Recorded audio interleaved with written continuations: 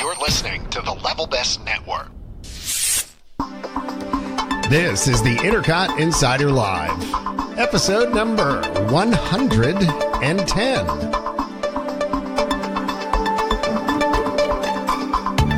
The INTERCOT Insider Live is brought to you by Magical Journeys, INTERCOT's official travel agency, and the Disney Vacation Experts, and by the Official Ticket Center.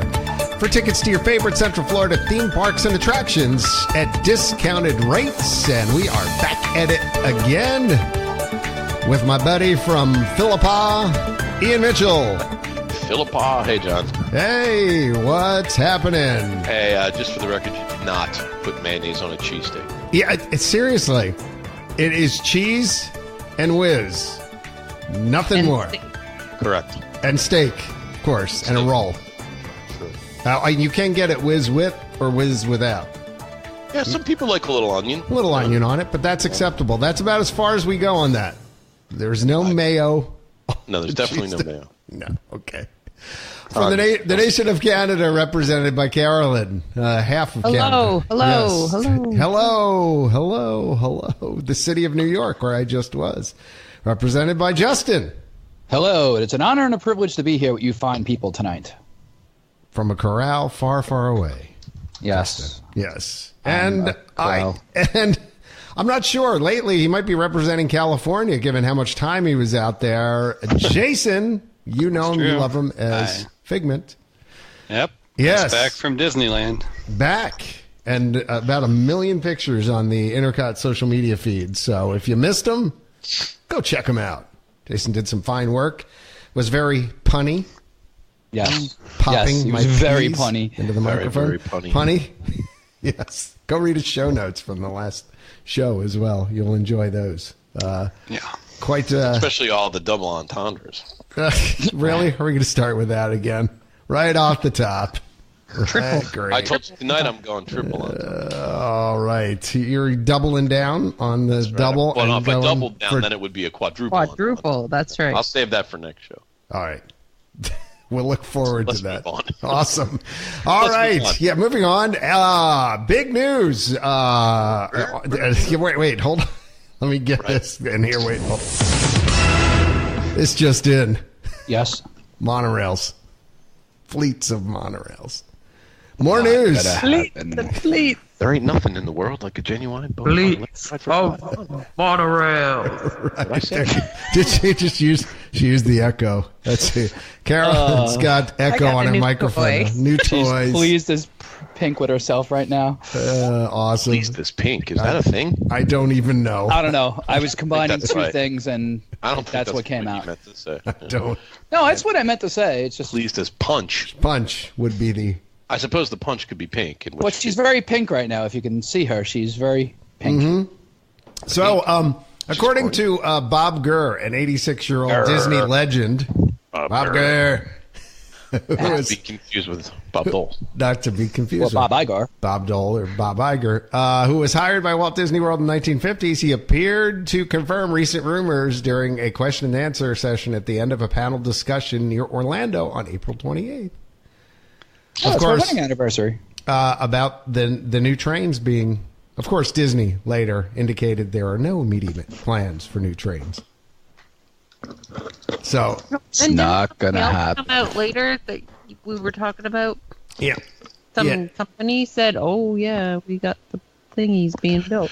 Yeah, wasn't it Bombardier or however you say that? I'm not really sure whether Bombardier. there had been some definitive confirmation from Bombardier. Bombardier. Bombardier. Definitely Bombardier. Or as I used to call it, Cinema Bombardier. machine. No. Apparently, he said basically, or they acknowledged, the current fleet of 12 monorail trains at Disney World had been in service since 1989, which is the year I graduated from college.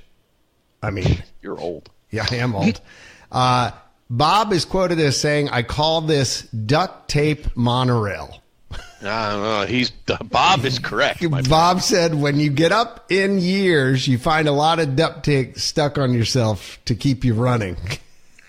I like Bob. Quoting him also, machines do not last forever. Quote, and you typically design them in transportation industries for a 20-year service. We're close to 30 years of service here. And just some background. Of course, the Mark, 4 monorails, I guess they are. They're 4, right? IV, yeah. That's 1 before 5. That's 4. Debuted in the Magic Kingdom in 1971, ran to 1989. Then those were trained by the current fleet, the Mark 6 monorails, designed by Disney icon George McGinnis, who died in 2017. They are in rough shape. I mean, yeah, who was it that posted something recently? They had another episode this week with Monorail Coral. People were being evacuated because they couldn't get the doors to shut. Now, that's was the one that I posted the picture of. It's falling apart. That's where was it you that posted it? It is so. It's really bad. Like it pulled into the station at Magic Kingdom, and it's on the express loop. Right. And like I looked down, and there was first of all, it made this really weird sound. Like it was like, you know how monorails don't really make a lot of noise. When it came in, this one was like it was making like it was dragging something underneath of it. And then I looked, and the fiberglass on the outside is cracked, and there's pieces falling off, and I mean it's filthy dirty. It was unbelievable. And then later, the last day we were there, we went to get on the resort monorail because we had reservations before we left at Chef Mickey's. And the resort monorail was really crowded, and then the guys were saying, "Oh, well, the express monorail's not running." Well, when we got to the Contemporary, the monorail car was just stuck in the Contemporary. It couldn't go anywhere. Yeah, and I saw pictures of people being evacuated, like they were just being taken off. Like, this one's not going anywhere. Get off. Is Coral the one that was made from the remnants of the 2 that were crashed? No, there was teal and something else. Oh, okay.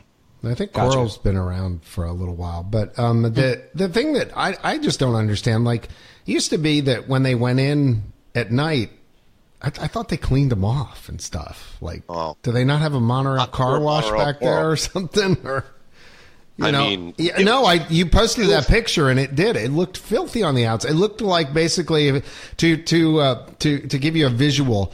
And Canada will appreciate this. You know, like the cars in the Northeast or whatever look like after there's been salt on the road for a while. Just like it coated with stuff. It was dirty. Black. Yeah, it was dirty. It was like greasy brown. It was bad. I felt bad for the poor thing. Monorail Pink and Purple, the 2 undamaged so they were coral, came together and became teal. Oh, teal. Oh, okay, teal. Okay, yeah. Right. So coral's been there a while. Right. The newest. So I guess now that I think about it, when Pink and Purple went the way of the dodo, I guess they didn't. I mean, they had one after that. So but then they finally monorail ever since then. No, they rebuilt then they brought it back. Yeah, they eventually then I guess salvaged together created parts.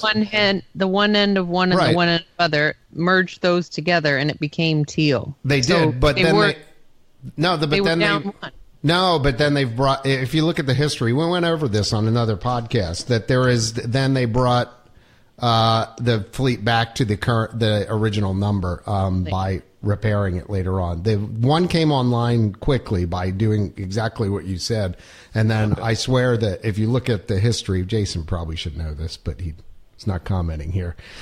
This is your thing, Jason. You're supposed to know these sort of things. I swear we went through the history that somewhere in the Wikipedia page right at the end it says that that eventually the other 2 pieces were restored and blah blah blah, bringing the fleet back to its original number and things like that. So anyway, but the more interesting thing is, of course, Disney's saying no, there's nothing ordered yet, but this guy says that he seemed to hint that they've been, and there was some rumors that Bombardier had been talked to, so there's still $100 on the line. What's our date, Justin? I'm looking it up again right now, and I believe it's February 13th or something like that. That Justin says there will be no announcement for new monorails. I say there will be. And I think people are getting me wrong. I'm for them actually making you just don't think they're going to do it in the next year. I just don't think they're going to. Right.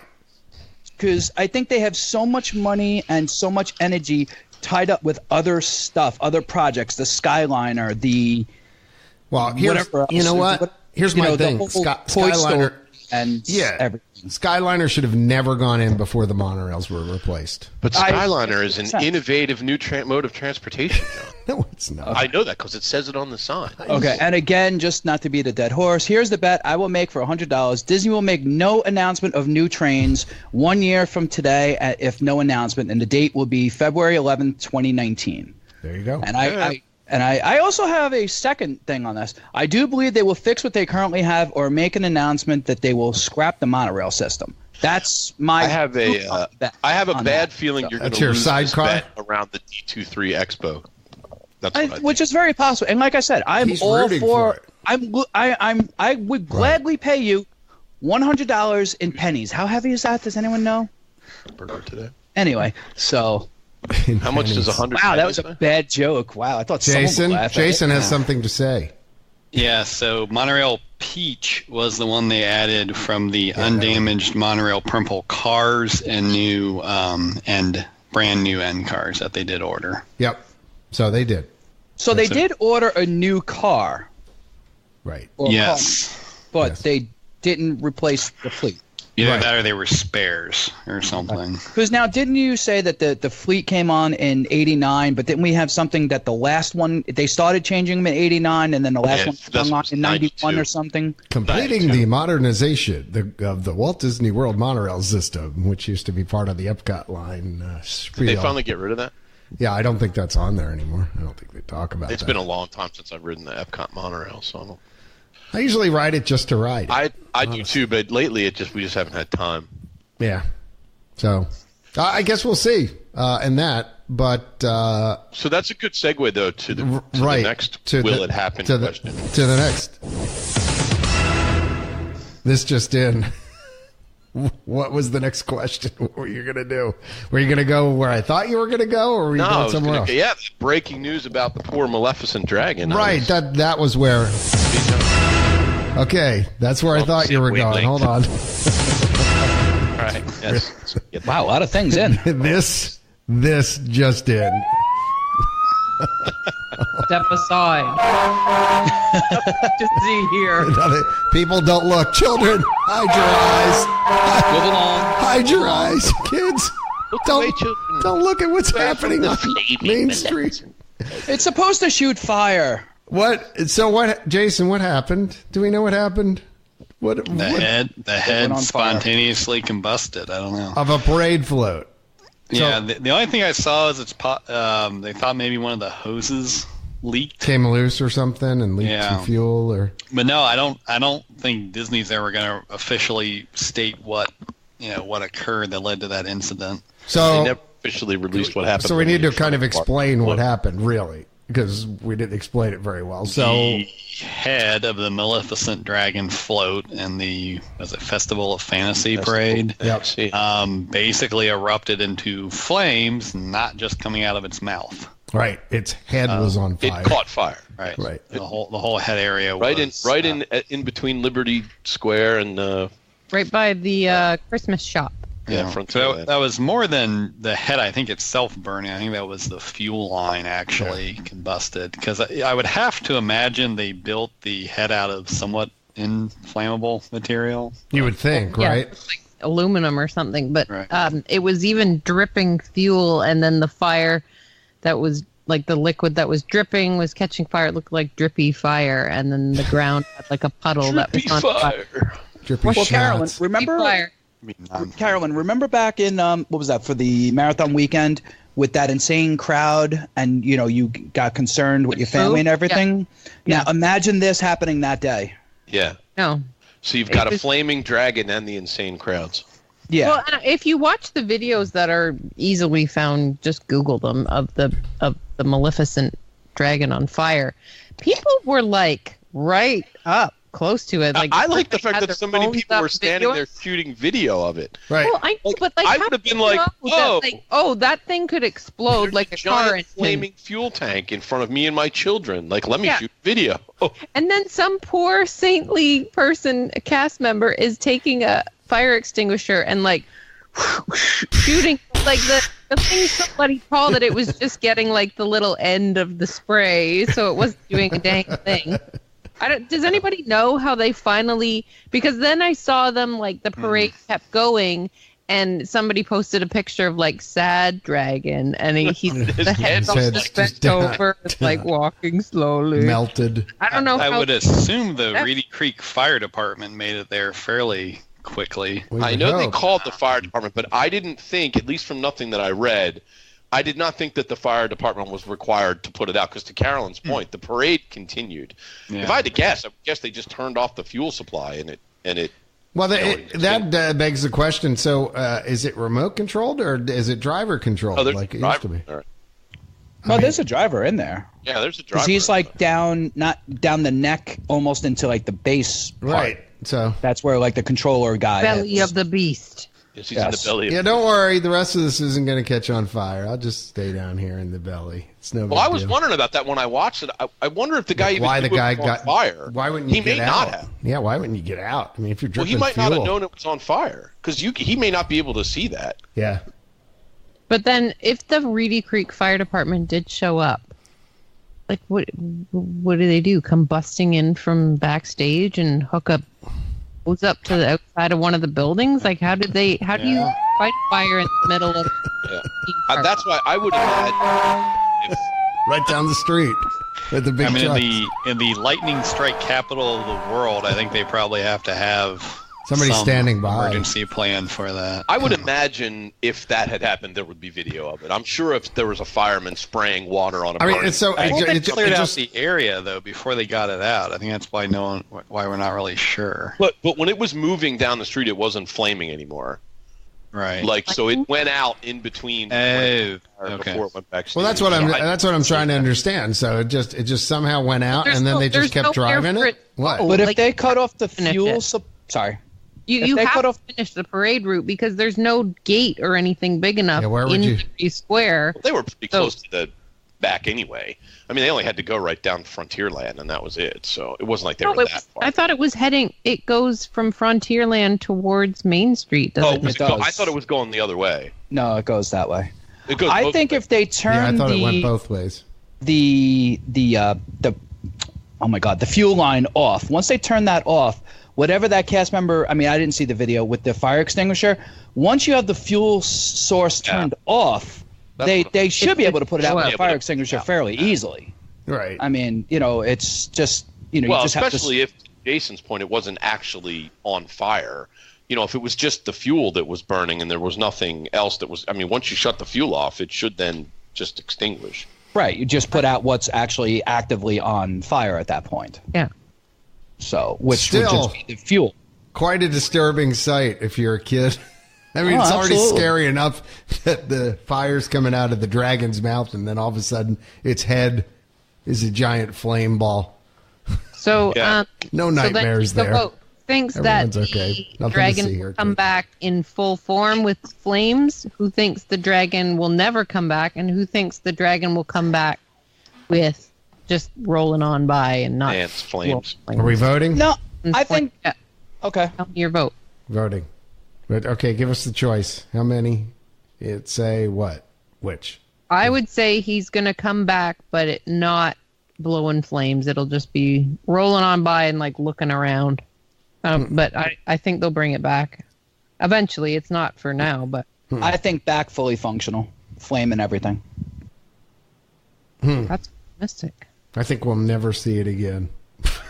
So, that was my initial thought, John, but then the more I thought about it, the more I thought, Universal has a flaming dragon. I don't know that Disney will be okay with not having a flaming dragon if Universal has one. So I'm going to change my initial vote and say that I think it will be back in all its flaming glory at some point. Well, then I will play the part of Ian Mitchell and say you'll never see the thing again.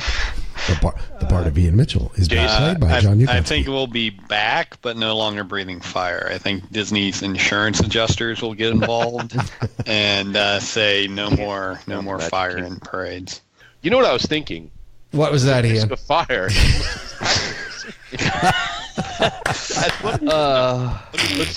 Let's just read. Let's rewind. Okay, so I can't imagine that firefighters would come busting out from backstage and hooking up a hose in the middle of Liberty Square to shoot down a fiery dragon. No, it doesn't make any sense, does it?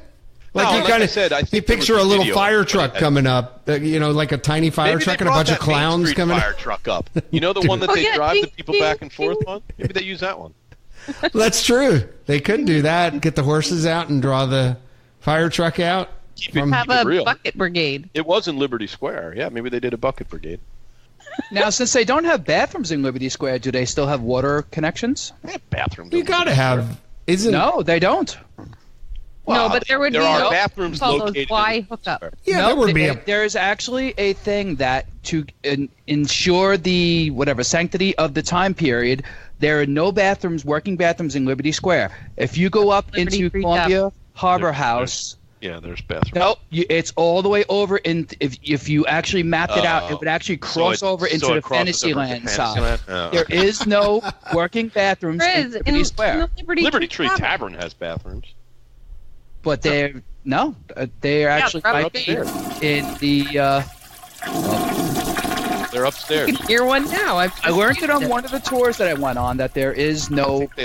Maybe no by themselves. But I think wherever you have a restaurant, you're by law required to have a running water sink and toilet because people need to wash their hands before they eat. But it might actually be in an area that's not technically considered part of Liberty Square. I could see that for the Columbia Harbor House bathrooms, but the Liberty Tree bathrooms are just right up above the restaurant. I'm going to have to take issue. What was that? I don't get Sorry, a little gas. I don't get to use that sound effect very much. Excuse me. The burritos. Never should have had those burritos for dinner. I know. So, to Justin's point, I'm sure there's fire hose hookups.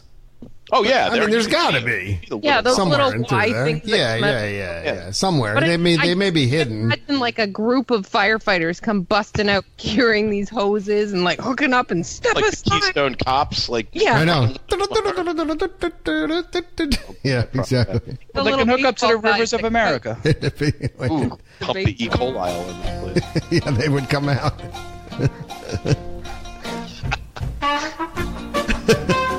Oh. I know. Actually, that's what was funny though is when you do watch the video of the dragon on fire, the music from the parade is still going, and at that portion of the parade, it sounds dark and scary. Oh, does it? Kind of like, oh God, what's happening? Yeah, I mean, I think it probably anybody who was there, any kids that were there, they probably were like, "Holy moly!" Scarred for life. How many people you think are going to try and sue Disney for like emotion? Jeez, come on, really? 4. Yeah. And a 4? At least 4. At least 4. The over/under is 4, according to a very specific number. The INTERCOT sports bet. The official number is 4. 4. Speaking of fire and fire-related things, did you guys also hear that I smell a segue coming evacuated? On. Go ahead. No, what happened? It was evacuated the other day because there was a lightning strike and the fire alarms wouldn't stop going off. So that's what happened at Flights of Passage. Really? Is it? I don't know about the lightning strike, but that's why it was closed for like 3 days because they couldn't get the alarms to stop working, and then they couldn't get them to work. We're just hitting all my soundboard tonight. Evacuate the building. Warning. Warning. Evacuate. Warning. Warning. Danger, Will Robinson. Danger, Will Robinson. I mean, I guess there was nothing really much after that. I'm assuming that they got the alarms to go off and everybody back. But it was in the middle of the day, and if you were just sitting around in the hotel, you had to leave. Well, that's better than the one time I was at Disneyland in the Grand Californian, and I got Yanny. No one's. I didn't understand what that was. Yanny. What are you saying? What are you? Nothing. No one's gonna. Half the audience is like. Podcast. I've seen that on the internet. So Ian's referencing the latest thing since the what color is this Laurel dress thing in the what was it 2000? What was it? How many years ago was that? It was a long few years. What color dress? Was it blue or is it gold? Yeah, or whatever. And now, what is it? It's Lauren or Yanni? Laurel or Yanni. But you know what? It's all it is if you pitch it down or pitch it up. Okay. It goes like this. Laurel. Laurel. Laurel. But now, if I make it different. And some people, when you put it in the middle, what do you hear? I can actually hear either one. What is this? What? No. So, what does? explain. What Yeah, Carolyn will explain. I'm completely lost. Just tell me what word you heard it say. Laurel. I heard Laurel. Laurel. Right. And I Laurel. Okay, And then the one time I heard Yanni. Depending on your ear, Right. they're saying that if you're like older and you don't hear high frequencies as much anymore, you will hear Laurel. But people who can hear really sort of whispery, higher tones, frequencies, hear this. That's what I hear. That's what I hear default, but I can actually hear either one. They hear Yanni instead of Laurel. So it's like a big thing going around. You hear Laurel or Yanni. I heard both, so what does that mean? Well, depending on the way you pitched it. I played it so that it would say Yanni. But Okay. But yeah. So kids, when you're seeing that on Facebook and stuff like that, and you're like, "What the heck is this Laurel Yanni thing?" Well, there you go. Now we've solved the mystery for you. Now back to Disney. Now back to first I'm hearing about it. What were we talking? Thanks for this commercial break. Before that, what was evacuations in Pandora and the yacht club due to evidently malfunctioning alarms. So we've had, like I was saying before we got into Laurel and Yanni in Disneyland, I had the same sort of thing. In the middle of the night at like 2 a.m., I got evacuated from the hotel. And people were out there, and it actually was cold in California at the time, and we're all out standing by the pool, and they brought blankets and stuff out, and then we went back in, and guess what? It happened again, like an hour later, and we all had to go back outside again. It doesn't get cold in Disneyland. It was that time. Never. No. Didn't the fire alarm go off when we were out there last year? I feel like we got. You know what? You're right. Kicked out of the Disneyland hotel. I think that happened to us. I think you are correct. It started to go off, and we were about ready to leave, and then it went off. And then it went off or something. I think. Right. Yeah. You are correct. Good memory, Mr. Yes, Mitchell. sir. Yes, sir. You are correct. So, all right, Laurel and Yanni. As opposed to Laurel and Hardy. Team Yanni. Yeah, so what else is going on here? What do we got? Poor Mickey's mute now. Yep. Mickey the Mute. So starting this past week, I think it was on the 13th of May, the Mickey Mouse meet and greet in Town Square, known as the Magician Mickey meet and greet, is no longer interactive, so he is just now. I'm sad because I never did that. Whenever I never did either. I never did it either. 10 minutes, I was like, oh, I'll come back. I just got to go do this one thing first. We're late for our fast passes. And then the lineup would be 60 minutes. And then I would. Yeah, we never did it either. The weird thing is I thought it was probably one of the coolest things that Imagineering had done in a long time. And then it's going away. Did they give a reason why? Why? Yeah, that's what I was going to say. Has anybody seen any rumors why that would be? I mean, we speculated, but... Yeah, budgets are pretty common speculation. Yeah, but does it really cost them more money to have a talking Mickey? Well, that's usually the point behind it. The other issue is they still may have been... Again, people are getting weird. They may have complained that, well, why aren't they, talking other places? Why do I have to explain this to my kids, sort of thing? Yeah, how do I? And I think it was just kind of. I don't know if it broke. I don't know if it had issues sometimes, or they were just concerned about the. I think people were trying to see if they could stump the Mickey. Right. Like, there's only so many things he can say. I don't know how it worked. So Correct. Was it like an AI Mickey, or was it just one of those like talking trash can kind of things where there was a dude? When they did Talking trash can Mickey. did the media previews, they actually had a little extra magic with someone who voiced Mickey Mouse, and let's just say the interaction was a lot more during that media event and the first couple days they did it. Mhm. Then after that, Mickey could only say certain phrases. Yeah, I mean, it may have just been lame. You see videos where people would show up and be like, "Yeah, we were on Pirates of the Caribbean this morning and it broke down," and Mickey's doesn't have an answer for that. Mickey's and like, it's like some generic, good to see you, pal. Great weather today. Yeah, good to see you, pal. Hope you enjoy your day in the parks. I'm glad you're having a great time. Basically, yeah. So I mean, there were those. This is when we need You're just It's Hot swell. After Dark. Yeah, right. Listen, kid. You just need the generic, like, well, that sounds great. Yeah. That sounds great, kids. Pretty. Yeah, everybody neat and pretty. On with the show. That's too bad. I'm sad that went away. I am too. Actually, again, Yeah. I think that was one of the cooler things when Mickey was actually talking. It was like, wow, you finally, you felt like we're in the 2000s, we're in the modern era. Just instead of just the stoic. Year 2000. Wait, hold on. I think they needed to add more of those, not less. I know there were challenges, but that is moving forward, not Right. backwards. It's true. It's true. Well, Yeah. yeah. Well, Yeah. what are you gonna do? Maybe they're retooling it. Maybe that's what they're doing, right? Yeah. That would be. I'll retool what's you. Really cool is to have where you can go in and like Donald can talk to you and Goofy and stuff. If they really could get it down to a fine art, Gosh. cool. I'll Don't tell you, you? at this that point, would I be would be have happy if they Donald? routinely dry cleaned the character costume. We met I don't remember. I think it was at Crystal Palace. Oh no. Pooh was Pooh? desperately in need of a bath, man. He had all kinds of. Who was playing the role? Look, he's a wild animal, dude. I mean, he lives in There the you go. wild.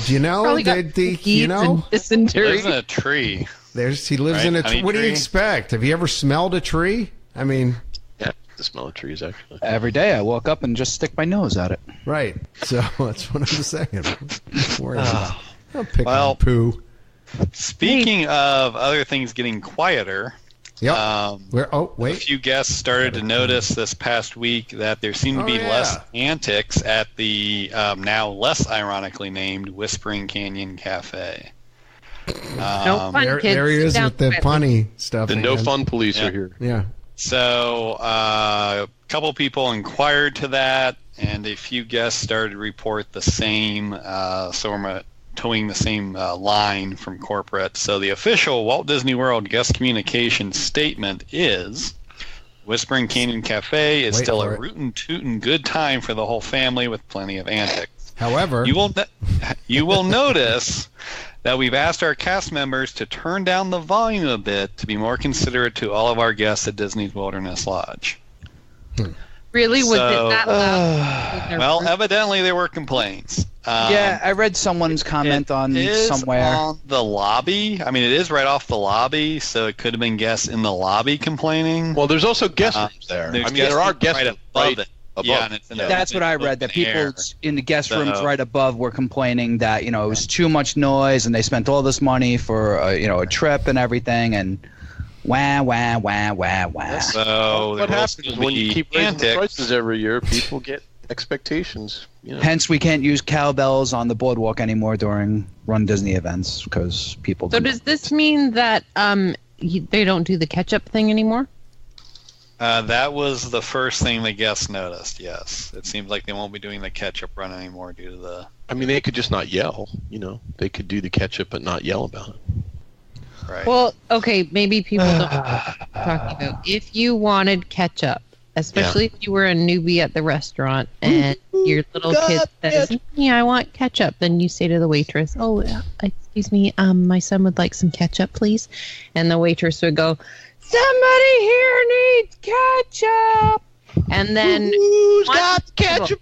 who's got the ketchup? And one table in the restaurant would have all the bottles of ketchup. So then that whole family that's got all the ketchup then has to carry 9 million bottles of ketchup. And they come to your table. And then you sit there and you use your ketchup. And then when the next family innocently sits down and says, oh, can we get some ketchup, please? Right. Then they holler, and now your family has to take the ketchup to the next table. How about this? Just say no. You can't have ketchup. End of story. There was no fun. No ketchup. No fun. You come back 1 year. 1 year, no ketchup. Well, whatever. I get that it.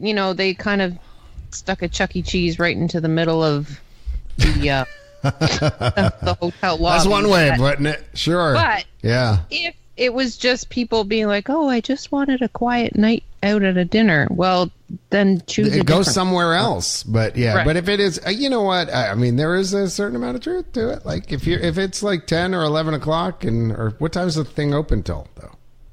Yeah, I mean, it's sort of dinner. I mean, they're open late. I would guess at least 10, and I wouldn't be surprised if they were open till 11. Yeah. Yeah, I mean, What and is you have the Disney? room above it, and They were funny. I remember know. some waiter dropped a tray of unfortunate. like glasses and it smashed, and without missing a beat, another waiter just hollered, "We've got a job opening!" that's good stuff. I like it. Yeah, they were funny, but It's funny, but it's true. You can't have any fun anymore. It's a little weird though how long it lasted, because you would think if it was really that That it would've- obnoxious for guessing those Right. rooms, it would have lasted like a year. Well, the question is, what changed? It's hard to is it- find funny or people, what's the Ian. threshold of complaints that they were willing to just say, "Oh, What's changed except for the room rates have gone up like 300%. Well, yeah. I mean, I don't there's know. that. Could be. And people are babies. Yeah. Well, people have been babies for a snowflake. decade, You John. snowflake. No, I think it's getting worse. But I don't think it's that much worse that all of a sudden everybody would come. Oh, like, I disagree. I think it's getting a lot worse. I think a the lot of whining people at Disney generation. World are cranky lately, if you want to know the truth. So I think complaints are probably up because What?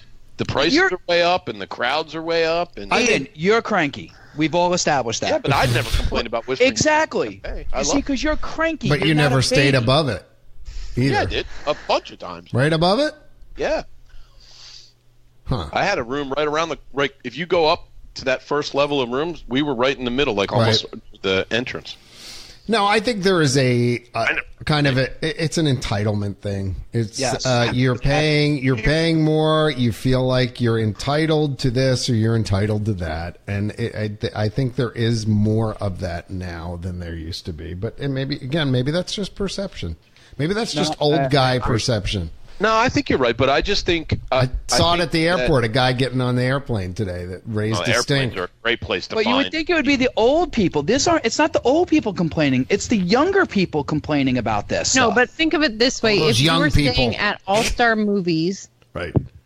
and they happen to have rooms attached to the main building, and if you're paying value prices, although they're not that cheap anymore, but if you were and there was like a hootin' tootin' hollering restaurant attached, you'd be like, well, that's what we get for staying out of value. Well, I mean, you Would, kind yeah. of you kind of do feel that way because, like, have you ever been there when they had the sports teams at All Star Sports or Yeah, whatever? it's And annoying. I mean, it's just been Crazy. people running up and down, making noise outside. Like, Yeah. it's been pretty loud But when I've you been kind there. of- Annoying cheerleaders. Yeah, You can brush it Yeah, off, those though, in those cheerleader kids. cases as being like, well, that's what we get for staying out of value. It's like staying at the old Motel 6, even though it's not as But at cheap as $400 but you kind a of can night- accept it. yeah. But yeah, when you're staying at Wilderness Lodge, I understand people being like, well, I thought I was staying at a luxury hotel. Yeah. I do think, though, and again, I don't want to overgeneralize because obviously, there's exceptions to every rule, but I do think the younger generations have been raised slightly more entitled than our generations, and they feel like everything should be the way they want it, regardless of the fact that there's other human beings around. So me, I. yeah, I mean, again, I'm just sure it's not everybody, but I think you figure with the number of people in the world, even if the percentage points of entitlement only tick up a few, that's a lot of bodies. So I do think that there's something to it, but I also think that a lot of it is in a way, Disney caused. I mean, the prices just keep going up, and when you raise the prices that high, people are going to start expecting things that, quite frankly, they're not really getting. So yeah, that you would get at other hotels in that price range. Yeah, and again, you go to the parks and you're there all day and you wait in line and you end up on 7 rides. You come home and you want 4 to rest. rides, maybe. Somebody's screaming. Yeah, I was going to say 7. How'd you get on 7? Really? You have to stay from 9 a.m. till midnight. Wow. 7 rides. That was 4. But well, no, you're right. I just think it's a combination. I think it's probably a combination of things. I think there's definitely a bunch of different things, but I maybe it's too them kind of feeling like it's time to change something, or again, maybe hard to find performers that actually are funny. Well, that's possibly part of it. The other thing that's possibly part of it is, I don't know, because, I can't remember who I was talking to about this when I was in. It might have been my buddy that was down there with me. We were saying, I knew what we were talking about. The Living with the Land, the boat ride. Right. We were reminiscing about how there used to be live narrate. There was a host, and he could sort of adapt to what was going on in the greenhouse as opposed to sort of the canned and recorded. We were saying, that's a speaking part, and speaking cast get paid more than non-speaking cast. So, if you've noticed, they did the same thing on the Great Movie Ride too. They cut out a lot of the narration and stuff. So it could be just that. Maybe they don't want to have to cast that as an acting part or something, and so they're trying to save money on the staff. Well, Ian, the world's going to robots. AI. Yeah. Is where it's at, baby. Not robots. It could be robots, actually. Yeah. Bots. Automation. Bots. Future. The future is robots. Exactly. Well, we do have more about a new audio animatronic, but first, while we're on the topic of restaurants, there's been more news about a new restaurant at Walt Disney World. So the still tentatively titled Space Restaurant at Epcot, Disney did publicly announce that we'll be going on a new building in between Mission Space and Test Track. When did they actually do the announcement? Oh, I must have missed that. Yeah, I must have missed it too. Just this past week. Okay. I posted it to the boards on the 16th, but it came out. Because I shared that story that I saw that speculated that it might have been dead, quiet. Right? Yeah. So that the announcement came. Yeah. No, they announced it this past week. They also announced it will be operated by the Patina Restaurant Group. Who's that? Yeah, they operate a whole bunch of restaurants. Yep. It's Via Napoli at Epcot. Must be good. Maria and Enzo's in Disney Springs. They do the it's like Catella restaurant downtown Disney and Disneyland. So does that mean that this space restaurant is space Italian food? They do some other ones that aren't really Italian. You mean we're not going to get like just everything I named was just Italian, basically? Space spaghetti. Well, I figured it was just going to be ice cream, like space ice cream. Well, I think the Patina Group like also dehydrated? does. Yeah, I think they also run the Edison. Or everything in a pill. Isn't that like eat this, swallow this pill, and it'll taste like a turkey dinner? I feel like they're going to take the Pandora food, but just call it something different. Like a cheeseburger pod will be a spaceman pod. Alien a space pod. Yeah. Ooh, alien face hugger. Nice. The escape pod. Huh? Get it? Get it, kids? Get it? See what she did there? Yep.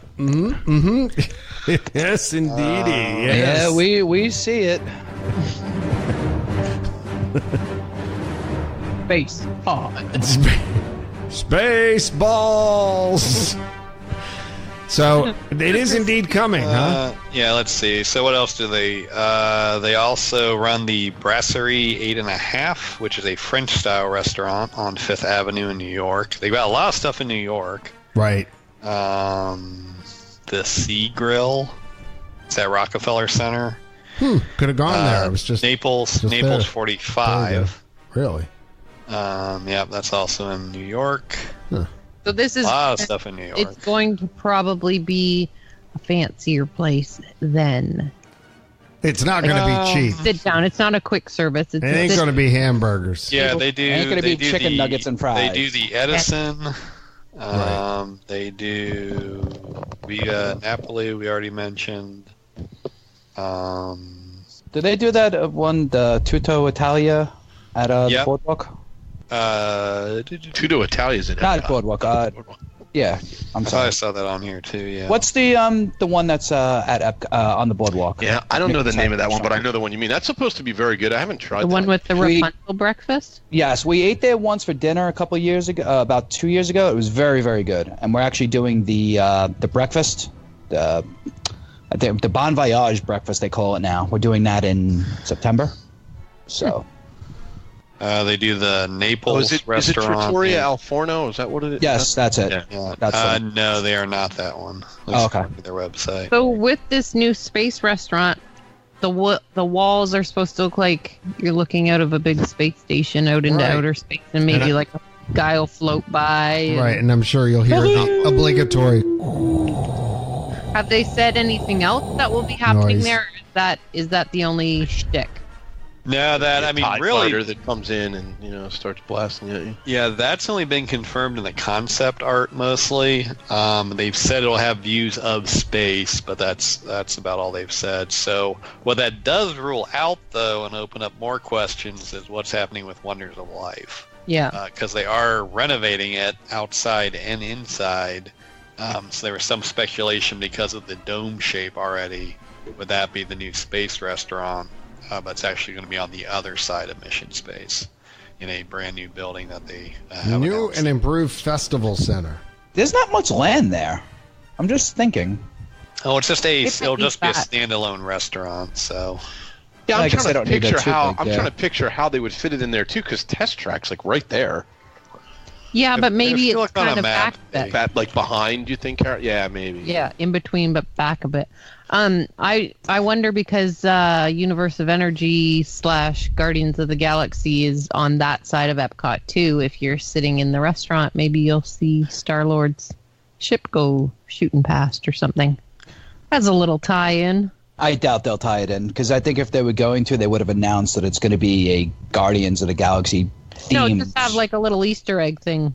Like maybe some people wouldn't recognize that as being his ship, and other people. I wouldn't. I've never seen a Guardians of the Galaxy movie, so it's kind of triangle, upside down V shaped, like a Y fighter, like a Y wing.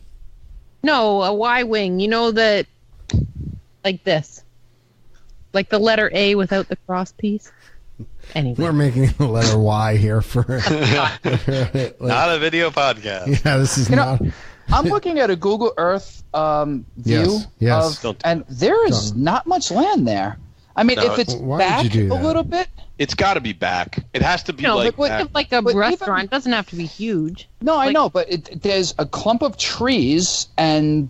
Well, they can take the trees out. Yeah, those are as good as gone. I can figure that out. Thanks. Ian. Well, you seemed confused by the trees. I was just trying to help you out. I know you're from New York. What are these green poofy? Yeah, we don't have trees in New York. We don't have trees. You know that? So. Okay.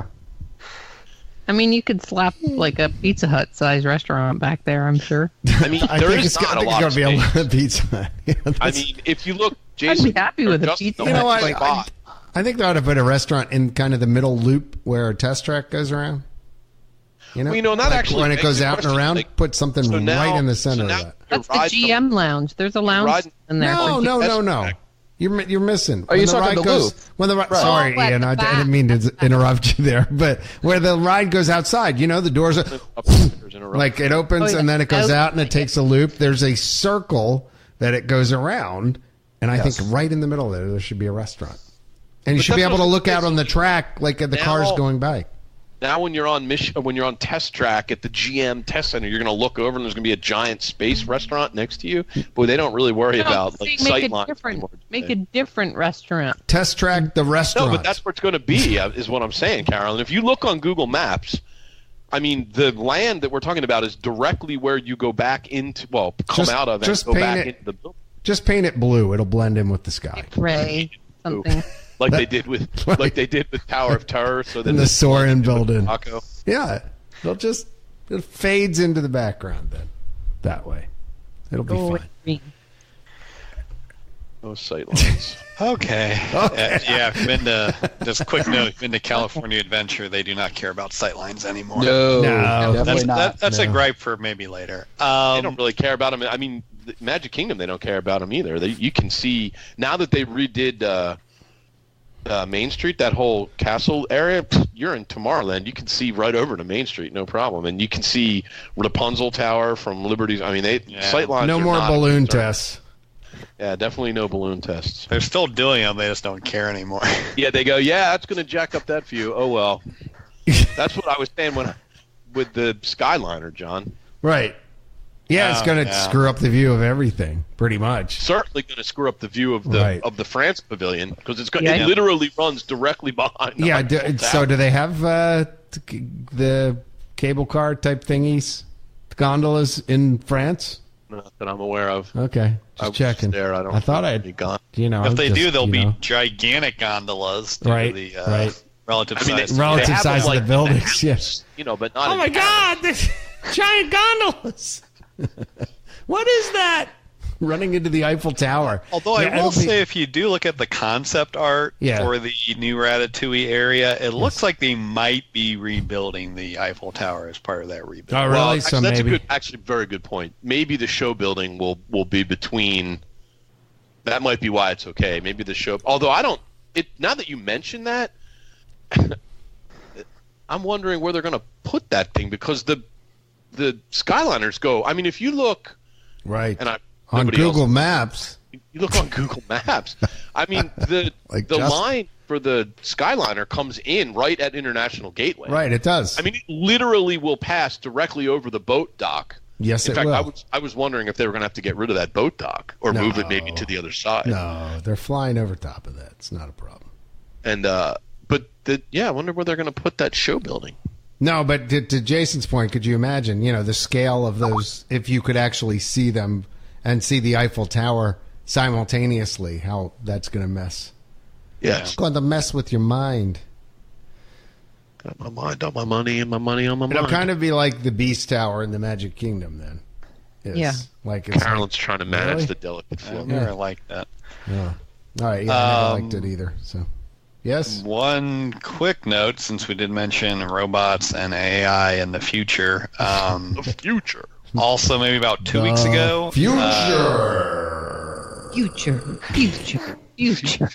I don't get to do that much. Good. Walt Disney Imagineering did unveil a Wheezy audio animatronic that'll be part of Toy Story Land. It's a rather larger animatronic. It'll actually be, I guess, at the end of the Slinky Dog Dash roller coaster, right before you unload, kind of in that slow down back into the station area. Okay. So it'll be a live singing Wheezy to serenade you as you return. Yeah, which reminded me a lot of the large talking Mr. Potato Head they used to have in the queue for Toy Story Mania that they dumped.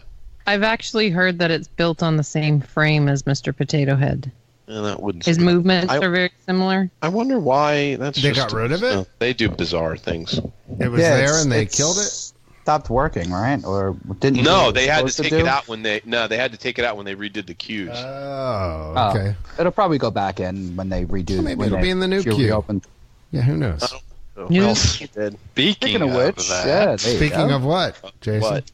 Speaking of the new queues, yes. So they are going to have to close Toy Story Mania to finish all that. So the attraction will be closed June 11th through June 18th. So it'll reopen on June 19th.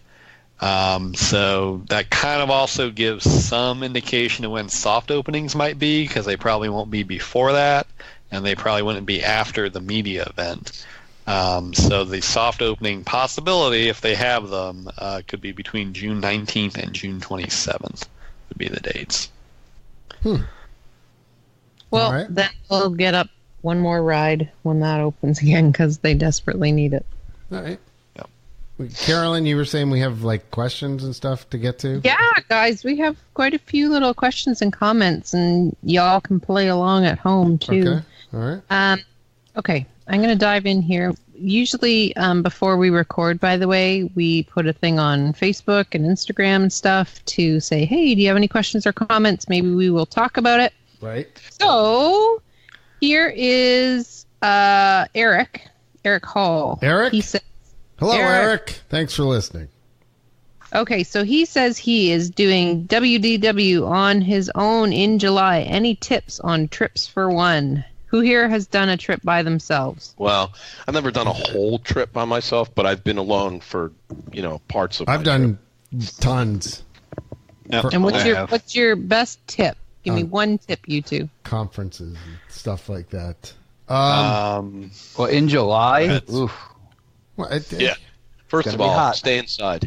Yeah. Don't go. Number one. No, stay that's inside.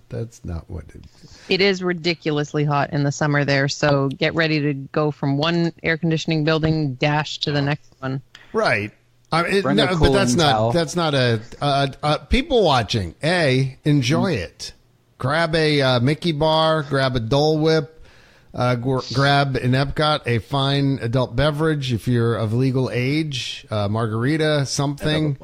Go and sit and watch some people for a while. Yeah, that's fine. My suggestion is do something that you normally don't get to do because you've got family that's like, oh no, we got to get to our fast pass. We got to do this.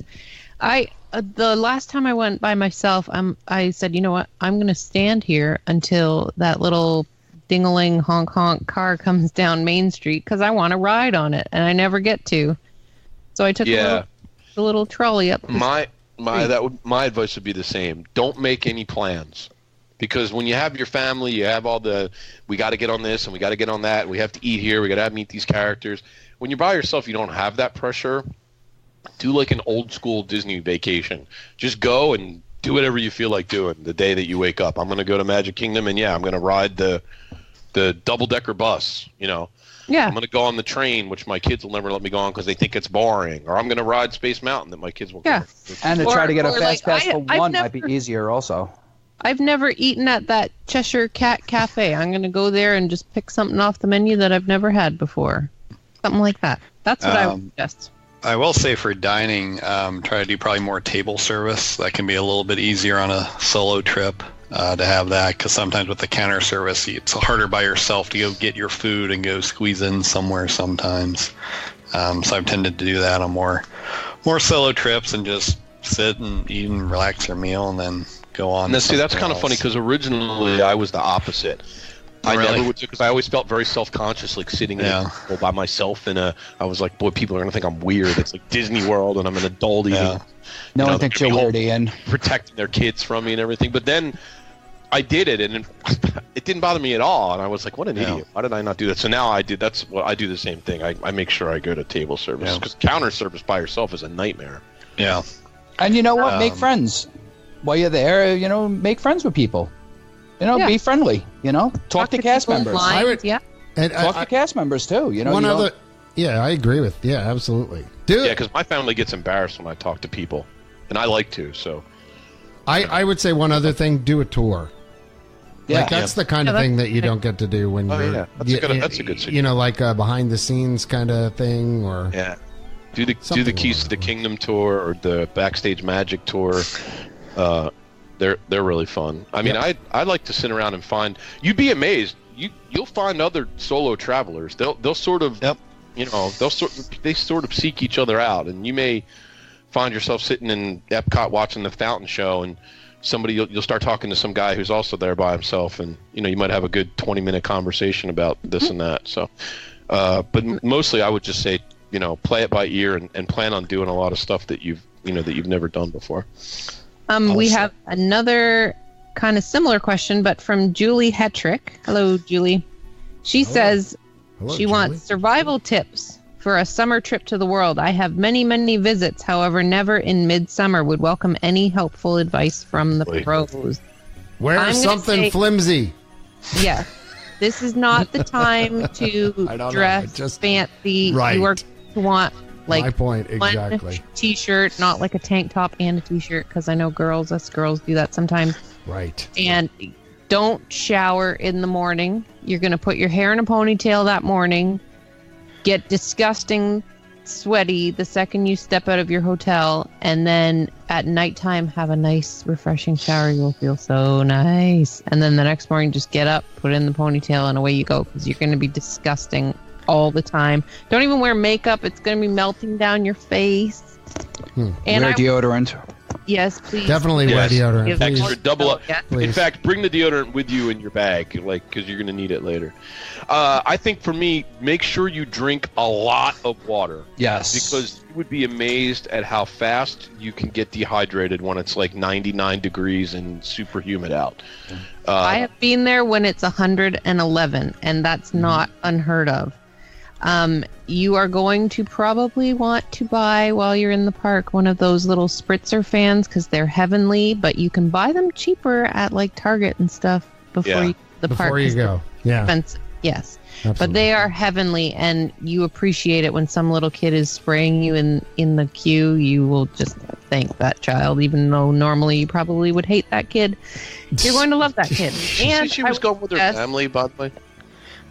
Or did it not say? It didn't say. The other thing I would say is plan a lot of downtime. Like whether it's just midday, it doesn't matter whether it's back at your resort in the pool or just I was gonna say find an air conditioned, sit down, go to the electric umbrella and get a soda and recharge, especially if you have little kids, because man, they will get cranky in the heat. They're gonna freak out. What my plan always is, and we're going in August, beginning of August, so I feel you, girl. Get up super early in the morning, go for rope drop. Yes. Get as many rides done in the morning as you can. Come noon, you're gonna want to die. So go back to your hotel, have a nap, have a swim, and then go back at like dinner time, because the parks do tend to stay open, I think, later in the summer, just because it's so busy. Usually, then go back when the sun is starting to go down, like go dinner time, 6 o'clock till 11. Cool. You do not want to be walking around in Frontierland on the side of Thunder Mountain in 111 degree heat. You just don't. Yeah. Don't sunblock, do it. Sunblock and a hat. Yeah, well, yeah. Without a doubt. That's just... that's pretty much, that's table stakes, but right. Yeah, I think just don't overdo it, too. If you need to see Hall of Presidents 4 times in a row because you got to stay in the air conditioning, just do it. Yeah. Because it's not just uncomfortable, it can be dangerous. I mean, especially to younger kids. So you really need to be smart. Don't get don't get so wrapped up into we got to do this and we got to do that you're dragging everybody around and not taking time to cool off and relax. We have somebody on Instagram named Carrie0616. She has a comment. I have reservations at All Star Movies in August and received notice that they will be refurbishing while we are there. This was news to me, just thought I'd share. I want to ask a question, but I'll have to think about it. John, congrats on your son's graduation. Woo! Thanks. So that's what Carrie wanted to say. Thank you, Carrie. That was very, very nice of you to bring that up. And I don't know. I mean, don't let a restoration or a fixing of a place get in your way. I mean, the reality is, how much time do you really spend in your hotel? No, that is true. It's not gonna bother you. It really won't. No. And you might get a cool pin, like I did the one time. What does your pin say? Like a little, like they gave me like a Mickey with a hard hat or something, and it said something. Was that at Coronado? Yeah, it was at Coronado. Yeah, they did that. I think that's the only one they ever did that at, though. Well, I thought that was a else... pretty massive renovation, though, too. Really? All right. Yeah, I don't think All-Star Movies All-Star isn't a renovation per se. It's like a refurb, right? So it really should only affect the rooms that are being refurbished. It's not like they're pulling the resort apart and. No, and it's not the construction at night or anything. I think it's going to be more like a soft refurb, as they say, where it's just the items in the room are being that's changed. What I think. They're not doing any like. I think it's going to look more like the new Pop Century rooms. If you've seen that was the rumor that all of the All-Stars and Pop would start to have that same kind of look to it. I kind of hope that. I mean, I think the time has come for that. But anyway. We have a question from John Hoyt, and Jason, you might have the answer to this. Where are the garden exhibits for the Flower and Garden Festival? It feels like Food and Wine Festival with topiaries that are not technically topiaries. But if the festival center at Wonders of Life Pavilion. Is that closed right now because they're refurbing it? So where's there is no festival. There is no festival center. Yeah, we were just there, and I know what he's talking about. There's not, just like everything else. I mean, it's not quite as elaborate as it used. No, I don't know if it's gardeny necessarily. It's just not as elaborate as it used to be because so much of the space now is used up for the food and beverage kiosks. So it's just. I mean, there's just it's very sparse compared to what it used to be. Well, some of the places that were in the festival center had to get moved out elsewhere, so that may have also taken up some of the space that they would do the other garden exhibits in. Yeah, it's certainly possible. I think did the butterfly... The butterflies are there. ...thing come back? So the butterfly house was there, but I think there are some... Did the cranberry bog come back? That was another big one they usually did. I don't remember seeing it, although I will openly admit it's very possible I just missed it. It was, when we were there, it was very crowded, at least by my standards. It was crowded. And so most of the time when we were in the parks, we were like, hoofing it from one place to the other, trying to get as many attractions in as we could. So I didn't spend a whole ton of time, wandering around and sightseeing. But I don't remember seeing the cranberry bog. Mel Stone says, is Animal Kingdom an all-day park now? No. No. And moving on to our next question. No, we have to give Mel's question a little more attention than that. I know, but it's Mel. It's Mel. I know. But I will tell you that area at night is Pandora. Sorry, is fantastic. Right. When it's lit up and everything, it definitely is completely different at night than during the day. I'll give it a 3/4 of a day park. I mean, if you really did everything there, you could, depending on the park hours, you could probably spend almost a whole day. I will say that years ago, I used to think, that's like we'll go there in the morning and then we're done. But when Jennifer went on one trip, my sister Jennifer went on one trip, she sent me a video and she's like, Carolyn, there's actually a lot to do here. We're considering this like a full day park now. And I'm like, really? What do you do there all day? And so she kept sending me clips of videos of all these things that her and her kids were doing. And I'm like, wow, I didn't even realize that was there. Well, I guess it depends on what you're interested in. There is a lot of stuff to do there, but most of the stuff that's not like Everest or that kind of stuff, it's a little, actually it's a lot zooey, that you can go, it's not a zoo. That was the biggest joke ever, right? It's a zoo. It's a nice zoo. I mean, don't get me wrong, it's not like just your average everyday zoo, but it is a zoo. It's not the so zoo. Yeah, if you're interested in that kind of stuff, there's like my kids. So unfortunately, when we were down, I got strep about midway through the trip, so I was down and out for 2 days. And the family went to Animal Kingdom one of the days that I was down, and boy, let me tell you, I was so disappointed. It's a great bar. Yeah, it's a very nice bar. And they did a lot, like, because the kids like that stuff. They were like, "Oh, Daddy, I got to pet a goat or whatever," and that they were into it. Right. So I guess if you have a family and you got younger kids and that's what they want to do, yeah, it could probably be a full day park. Just not for me. It's definitely not a full day park. So you wouldn't do your solo trip all day at Animal Kingdom? No, and like I said before, I don't even really like Flights of Passage all that much. So that to me is not a must-do. All that big of a draw. It's not on Stacy's must-do list? No, but it's supposed to be getting added. I was chatting with Stacy the other day, and she said it's going to be added soon. Oh, good. Huh. And also now with having Rivers of Light, the show. I mean, they have a nighttime show, so I mean, they are trying to make it a full day park. But I can't. But there's nothing to fill that gap.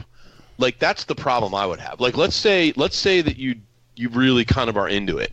So you go in the morning and you go right to Flights of Passage, which of course you have to do, right? And then John, when we did that, when did we get out of there? Like 9:45-ish? It was pretty quick once we got in there. Let's say 9:30 we got out of there. Then you would want to do the boat ride, right? Which then by then you're going to have to wait. But let's say you wait. Let's say you get lucky, you wait a half an hour. You're going to be out of there like 10:15.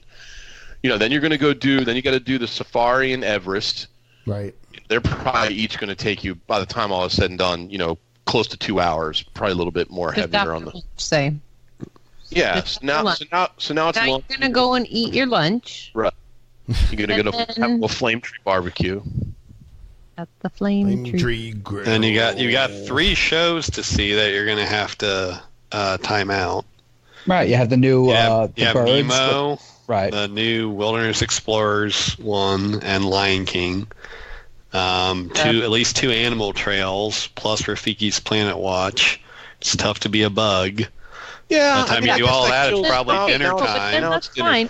But now it's like 4:30, 5 o'clock. It's probably 5:30. What am I gonna do? Oh, we didn't go to Dinosaur. Okay. I got but Dinosaur. let's say it's like dinner time, but now it's summertime, and you gotta wait till it gets dark. Now you're going to eat dinner. You're going to go to Yak and Yeti and have your dinner, and you're going to be out there at 7:30. Well, I don't know if any of you have done Tiffin's.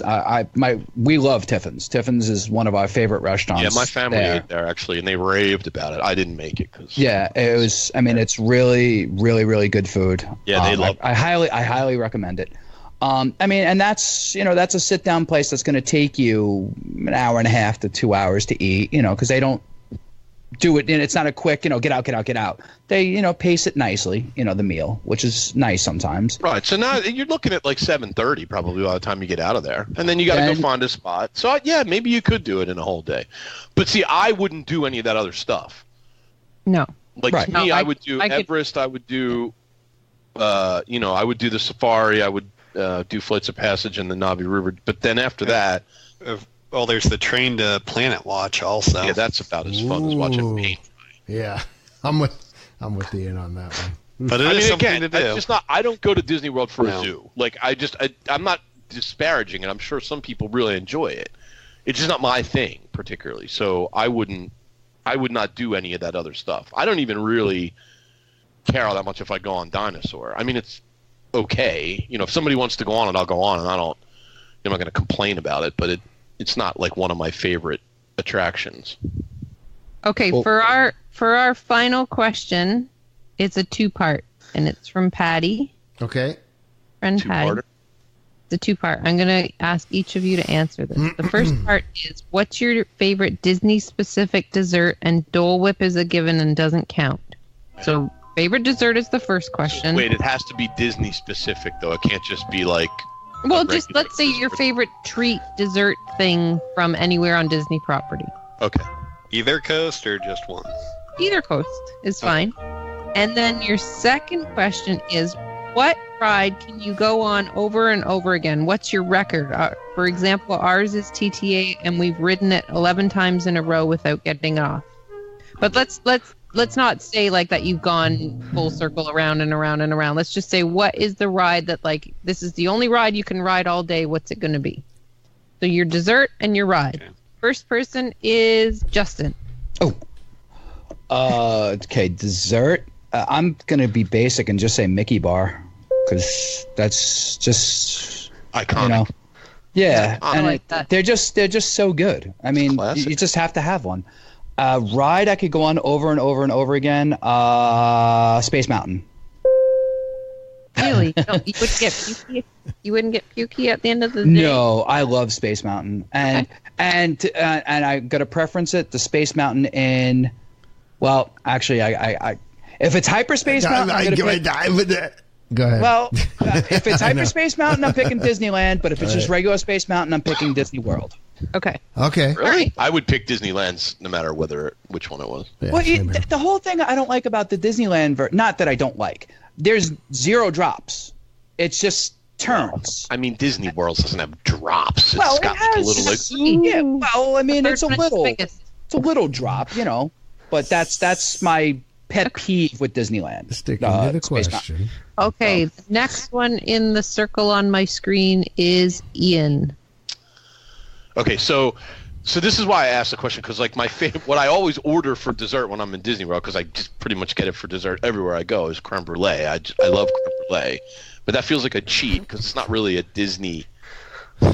Carolyn, what are you doing? Could be. I'm playing with my glasses while I listen. She's doing the Roz like thing. a I was going to say, you look like Roz. Sorry, but... Oh, thank you. I look like Jabba the Hutt glasses. Thanks. I forgot to put your paperwork in, Wazowski.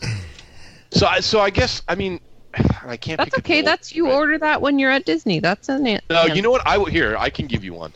I love to get a root beer float at the ice cream place. That's like one thing I always try and make sure I get for before we leave. So I will go with the root beer float. There you go. That's a good one. Okay. And the attraction. So had you asked the question the way you originally asked it, I would have said Haunted Mansion because that's the ride that I could ride over and over and over again and not ever get bored of it. But the way that you put it at the end, where she said we rode it, 11 times in a row or whatever it was, my brother and I does anybody remember when they used to do the e-ticket nights? Mm-hmm. Yes. Yeah, I don't. So I've heard of it, but I don't. Did you do Splash Mountain like 100 the late times? 90s, Right. early 2000s, they would do these things that were called e-ride nights, and it was $10, and you could get into the Magic Kingdom Right. for 3 hours after it closed, Right. For $10, and nobody knew about them, and nobody went. So we rode Space Mountain 11 times in a row. And I, like Justin, I love Space Mountain. So I think even though Haunted Mansion is my one true love, I think I'll go Space Mountain for this one. Okay. Next in the circle is you, John. Treat-wise, churro and margarita. Margarita. You can't give yourself a thing. One over and No, over. it has to. They're a pairing. It's a pairing. It counts. I'm telling you. Okay, so what, is there a specific churro that pairs well with a margarita? Yeah, Well, no, I mean, I'm just talking any churro, but it's specifically, the traditional cinnamon churro with a lime margarita, and that's it. There we go. That is the definitive answer. Okay. I put in my card into the little slot, and then other than that, ride-wise, is it current or any ride ever? Any ride ever, let's say. Horizons. Forever. You would just stay on Horizons going around and around all day. Horizons mention. Yeah, oh, absolutely. Wait a minute. Now, without hold on. a I doubt. didn't think about that. No, you can't go back. You should have asked the question. Because without question. No, You should you have put thought in of your that. card already. You can't pull the card back out again. Are you sure I can't pull the card back? You run the show. All right, go ahead. Pull the card. Come on, Gene Rayburn. Pull let the me card back out. No, I would definitely have said Mr. Toad had I thought about that. Okay. All right. That's not extinct. It's at Disneyland. No, but the Disney World version was better. Okay, and Jason, how about you? Since I'm assuming the Dole Whip pineapple upside down cake is also excluded, I'll actually go with a relatively new one that I just had on this past Disneyland trip. The funnel cake fries at Disney California Adventure were amazing. Wow. I had those before. They are funnel cake fries with like a whipped cream and fruity cereal on top. They were awesome. Fruity cereal, not Fruity Pebbles. Fruity cereal. No, not Fruity Pebbles. Fruity cereal. Fruity cereal. Generic Disney fruity cereal. And then the ride I can and have done probably close to a dozen times in a row, Twilight Zone Tower of Terror. My absolute all-time favorite ride to ride. I do not think I could do that one 12 times in a row. I think I got close to that, yeah. My girlfriend and I, in 1996-ish, 95, 96, she came with my family to Florida, and Tower of Terror had just opened, and I don't know why nobody was there. We were there on our spring break, but we managed to go on, like, get off, go back on, get off, go back on Tower of Terror 8 times in a row, and it was a new ride. Like, you would never even get close to that now. You wouldn't get... Yeah, you couldn't even... You'd have to wait 3 hours just to get to the gate to get into the park. Yeah. Can I just change? Not change, but No. you how you're all card. how you're all saying about rides that you've done multiple times. Okay. Now that wasn't the question that I answered. That wasn't what I said, but other people said that. Okay, but what You didn't say that, John? Okay, I'm sorry. But no, mine was we did in California Disneyland Splash Mountain like 7 times in a row because it was raining. We were already wet. There was nobody there. We just kept going on and on and on. I've done that too. 7. I'll tell you what used to be a lot of fun, although I don't know that they do it as much anymore because it's so crowded. But way back in the day, when I was little, and again back in the 90s and the early 2000s, if you were there at night, like when it was close to closing, I mean, a lot of times there was no line. They would just ask you, "Do you want to go around again?" And I remember one of my best Disney World memories ever is I was probably 13-ish, maybe a little younger than that, maybe 11. And my dad and I were riding Big Thunder Mountain, and it was late, and the park was getting close to closing, and they just let us go around and around. The train would come in, and we would just say, we're staying, and they would go, okay. I think we probably rode it 6 or 7 times. That's awesome. In a row. And I thought that was just the coolest thing. I've had that happen to me on Haunted Mansion a couple times, too. Back in the day when there were no crowds. Yeah, which is not the case anymore. I will throw my answer in here. Okay. I'm going to change things, though. I don't like dessert. I mean, I'm a roly-poly kind of girl, but I don't like There dessert. you go. That's the answer. I would much rather have like a big plate of French fries with ketchup and mayonnaise all smushed all over them. And no, what is wrong with you? You guys don't do that? You don't know what they put on. What about Did you ever see Pulp Fiction? You know what they put on French fries? You're supposed to get gravy on the fries. With cheese. Gravy and cheese curds. Gravy. Oh, yeah. I would much rather have like... What is that? My beloved... Not what I said. Pulled pork from Sunday Eclipse is gone. Okay. So now I don't even know why I even bother going to the parks anymore if they don't have the pulled pork sandwich at Cosmic Rays. Well, the cheesesteak was pretty good at Cosmic Rays, too. You can get a scoop of pulled pork. What's wrong with that? I'll have a pulled pork cone, please. Scoop. So what's your ride? But if I had to have a dessert, I probably would pick like a milkshake because I don't like cake or pie. So anywhere I could get a milkshake, I would choose. Okay. But for the ride, I have done that on Splash Mountain when it rains. Then nobody's on. They're like, well, let's go again. But that was not the answer? No, that was not my answer. Wait, hold on. I'm pulling the card back out again. Go ahead. Pull it out. All right. I would like Spaceship Earth, and I would do the ride in every language all day long.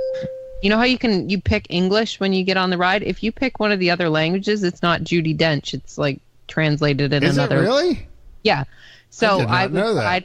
I would ride it in every language over and over again all day. I'm gonna do it en France. And I'm not because that's my favorite ride or anything. It used to be one of my favorites. Yeah, mine too. Ruined it. Till they wrecked it. Just because that kind of like changes it up every time you ride is like. Well, that was the great thing about Horizons. There were 3 different endings to the ride. Yeah. Space, underwater, and desert. Yeah. Majority rules. Majority rules. Go watch that video again, kid. INTERCOT. They go to youtube.com/INTERCOT and look up the Horizons ride. It's good stuff. Yeah. It is a good thing. Fantastic. Well, that is all of our questions, although there is a little silly bonus question in here. Silly bonus. We like silly bonus. John Hoyt, who asked... Silly bonus? He says, does anybody think Happily Ever After is better than Wishes? If so, you are wrong. I do. I think it's much better than Wishes. Well, John thinks you're wrong, Ian. Giant bore. What? Than Wishes? I like the music of Wishes better. I liked Wishes, but it doesn't compare anything to the Bicentennial. I just said that for Ian. I just said that for Ian. Yeah, no. And now to salute America. I definitely think it's much better than Wishes. I thought Wishes was actually kind of a snooze. Really? I really loved Wishes. I did too. But you know what? A lot of people love Fantasmic too, and I would honestly rather be eaten alive by a tiger than watch. I still haven't ever seen Fantasmic. Wow. Really? Wow. Because I can't justify going and getting a seat an hour and a half beforehand. And just do a dinner package thing. You should just do the dinner package. The earliest I've ever gone is 30 I'm not going to spend money to see a show that everybody says stinks. Eat at the Brown Derby. Oh, it's not that bad. It's not as bad as... You know what? Bad. No. It's really bad. It's the worst. They project the big thing, Carolyn. Tell us how you really feel, Ian. The big thing, is that they project movies that you've already seen on spraying water. That's like the big. Okay, well, that's World of Color too, pretty much. Hey, there's that movie I see. Here we go. That could be a new segment. Ian ruins everything. Ian ruins everything. That's it. Isn't that a show? Isn't there a show like that? I think we. Yes, Ian. To be fair, if you boil down every attraction at Disney to that finite level, it all sounds horrible. There's like a projection of a ghost. That's the big thing in the. So you're sitting in this honey pot, and it goes past a few cardboard cutout the trees. Cutouts, and there's some lights that bounces. simulate water. I mean, really? Yeah, I know. Seriously. It's boring. But yes, I would challenge whoever. Who was that? John Hoyt. I'm sorry. Your Husband to Melanie. The definitive answer is you're wrong. I just think that, you know, we were talking about it before, and the projection stuff is nice, but it's cool, nice. but it's not a fireworks show. It's not the fireworks. You know, I mean, it will accent the fireworks, but it's not a fireworks show. They're cutting on fireworks and doing projections. But with Happily Ever After, I think they really made it part of the show. Like the one we just saw in Disneyland, I felt like they were just adding random scenes to go along with the fireworks. And am I the only person that has like a fairly big fireworks show in their hometown for 4th of July? I mean, I know Disney does it nightly, but honestly, they go all out once a year, and it's a pretty big fireworks show. It's not that Disney's aren't that much bigger. Well, we had the small one called the Macy's 4th of July. Right, yeah. You got one, that so, little you know, that little one that we have here. There's that. We have a Canada Day fireworks show, and I happen to live near our town's like fairgrounds where they set them off. So I can sit in my front yard and watch them, and they come like way up over the trees. But I think the thing that makes the Disney ones different is that there's music and it's time something as opposed to just like look at mine has a soundtrack to it. They score it too. Yeah. Well, you may not be aware of this, but I happen to live in the town that is the birthplace of our nation, so we have pretty amazing 4th of July fireworks here. I don't know. Just as I've gotten older, the mystique of the Disney fireworks kind of wore off until I saw Happily Ever After. I thought that was completely the only incredible. thing I don't like I'm about with you. That's what I thought too. It was new. It was new and really it is new and cool, except if you're short like me. The reason why fireworks are great is because everybody's looking up towards the sky. But when I need to see the castle and I can only see the top third and all this action's going on, projection at the bottom. Get a better spot.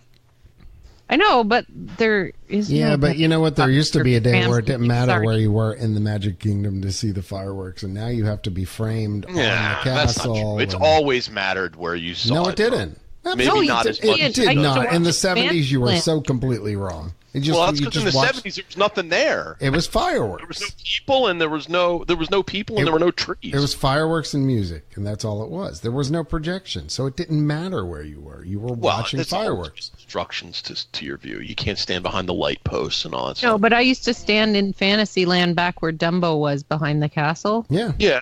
That was the perfect place to stand. You could see stuff. I mean, you could have. They were all backstage. So from my perspective, I'm a guy who we never even bothered with wishes because, frankly, the crowds at the end of the day are just so oppressive.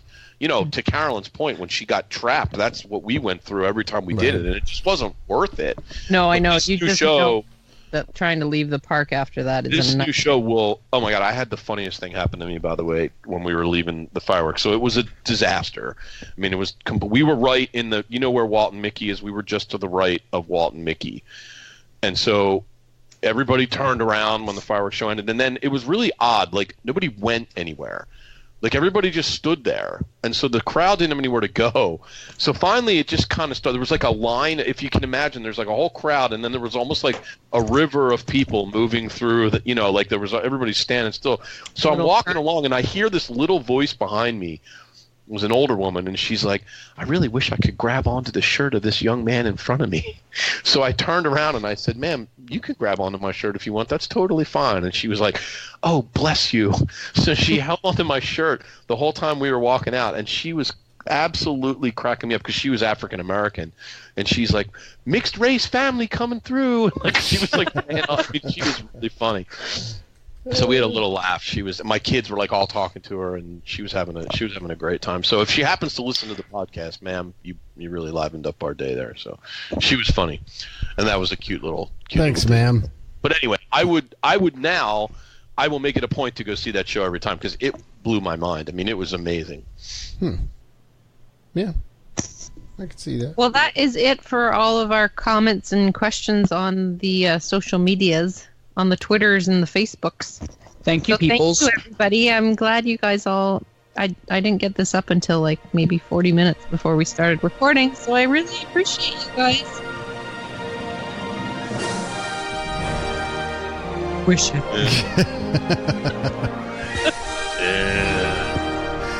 All right. Anyway, we probably have time for a couple quick hitter topics. Let your conscience be your guide. Yeah, do you want to hear any just quick hits from our trip, John? There wasn't a whole lot, I don't think, please. But we did. So, I guess a couple things. So the Tron light cycle ride construction is visible now. You can definitely see that they're making progress. In fact, they got a lot of land cleared behind and to the left of Space Mountain.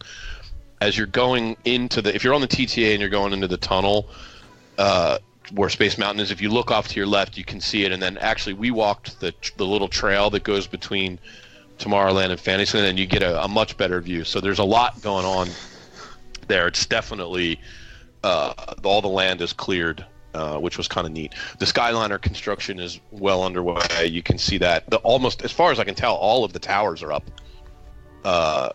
So I guess they'll be putting the cable up, and then I guess they got to finish fabricating the cars and getting them all in. And I'm sure there'll be a lot of testing to make sure the clearances are all right and everything. So, but you can see them all across the resort, which is, I mean, I don't know. I'm kind of curious to see how this whole Skyliner thing works out. It'll be interesting to see, because I'm just, from a capacity perspective, I'm just struggling to see how they're going to move enough people around, but maybe I'm wrong.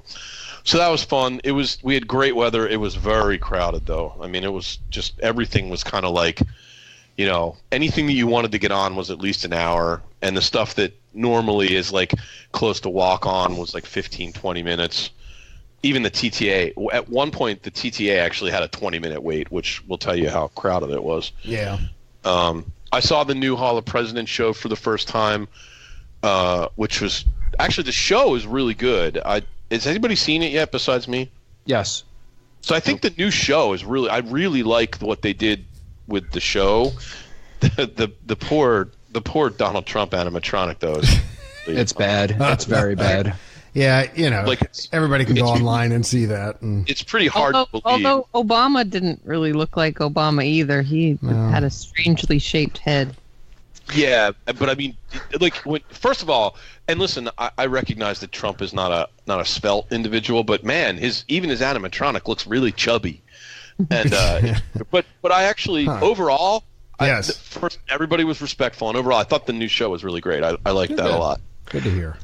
I mean, Martin Van Buren is really off, but Well, that's the thing. Nobody really knows what they look like, so you could say, all of those ones are accurate. But all the newer ones, like even John F. Kennedy is kind of But it does kind of like Andrew Jackson looks exactly like it's weird. Like, I don't know if they have different artists that do them or what. Did you see at the time when all this was being done and everybody was complaining about how lousy it looked, and then Madame Tussauds totally trolled on Disney and put a picture of theirs really versus really like at least ours looks like, or something like that. Yeah. Oh, classic. So I'm trying to think if there's anything else that was worth mentioning. Flower and Garden Festival was fine. It was there. Man, you know what? I'll tell you. I'm sure everybody's noticed this. It's probably not news, but boy, the drinking that goes on in Epcot these days is really noticeable. There were more visibly intoxicated people in the parks than I think I ever remember. You mentioned that last time too, so that's saying something. It was more this time. There were multiple times when I was on an attraction or in a restaurant, right? And there were people, and I'm not talking about like a group of 12 college kids that were drinking around the world. I mean adults with their children in tow. Right. People were sort of visibly intoxicated. I'm surprised. I continue to be surprised at how casually Disney. Well, that ties in nicely with some announcements, right, Jason? Yeah. Yep. 3 more Magic Kingdom locations have added alcohol. The first is the Diamond Horseshoe. Yep. Actually, the last. There in Frontierland. Yep. It will be adding it last, yes, on May 23rd, depending on when this podcast publishes. So that's in combination with a major overhaul of their menu. We won't go into it now, but you can read that on the discussion boards, all the changes to their menu. It also added, it also added beer and wine. And the other 2 were the Plaza and Liberty Tree, right? No, wait. Liberty Tree doesn't have Crystal it. Palace. Liberty Tree, Crystal Palace, yeah. Yeah, Crystal Palace. Crystal Palace and the Plaza added it on May 7th. So, Jason, having been just out at Disneyland, does Disneyland Resort, the actual Magic Kingdom there, dry anywhere have alcohol? Just Club 33. Yep. Yeah, only Club Disneyland Park is still dry. Disneyland Park. And really, I would say a California Adventure, where there are still like just beer kiosks. I don't really recall seeing too many people over imbibing in it. I think that has more to do with the crowd there. Like, people that are in Disney World have come there on the bus or on the monorail from their hotel, and they don't have to worry about driving. You know what? I'm still not a fan, though. I'm really not a fan. I think it gets away from what Walt wanted in the park. Now, I was okay with the maybe one, but who didn't see this coming? No, we knew the money's too.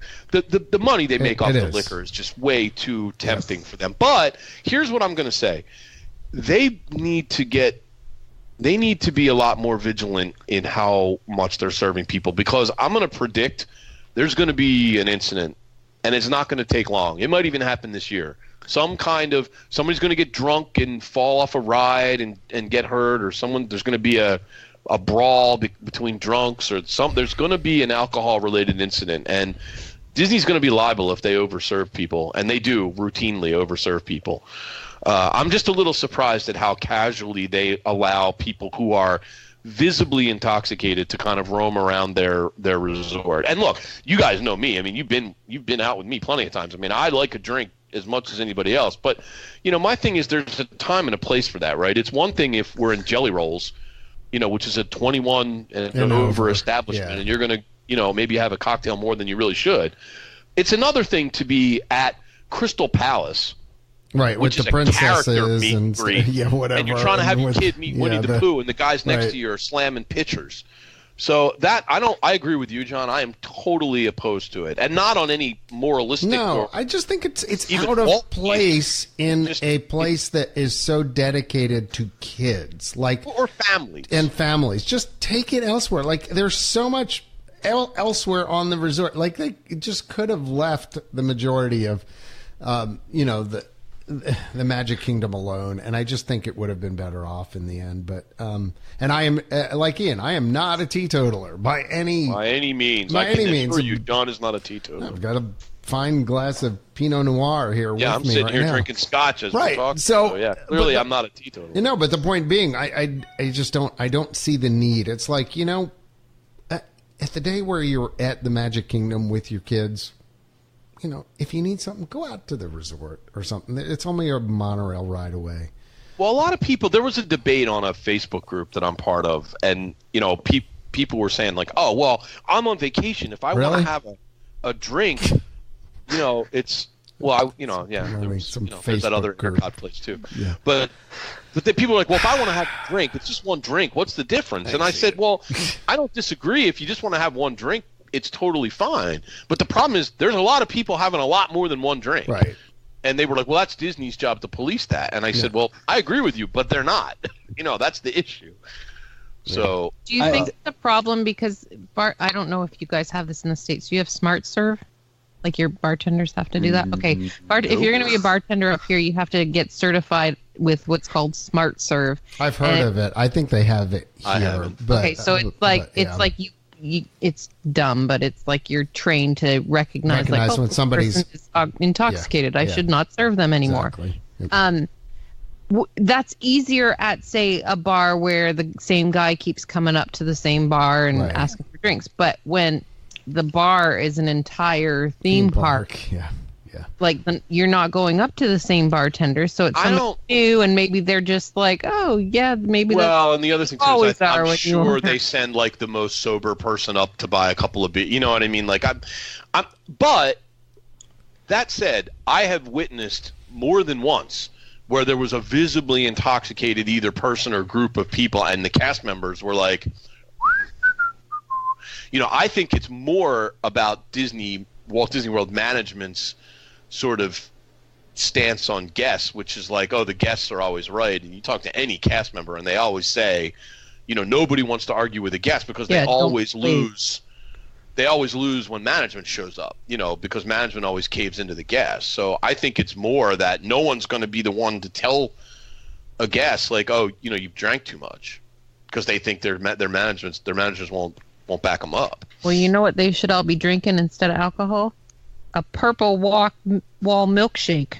Not to mention the fact that, if you're a server, alcohol's expensive. You get good tips. Nice try, Carolyn. Wall milk. I tried, Ian. I tried to segue. I don't know what that is. Purple wall milkshake. There is now a purple wall milkshake. So the purple the infamous purple wall now has its own dessert. So we were speaking about desserts earlier.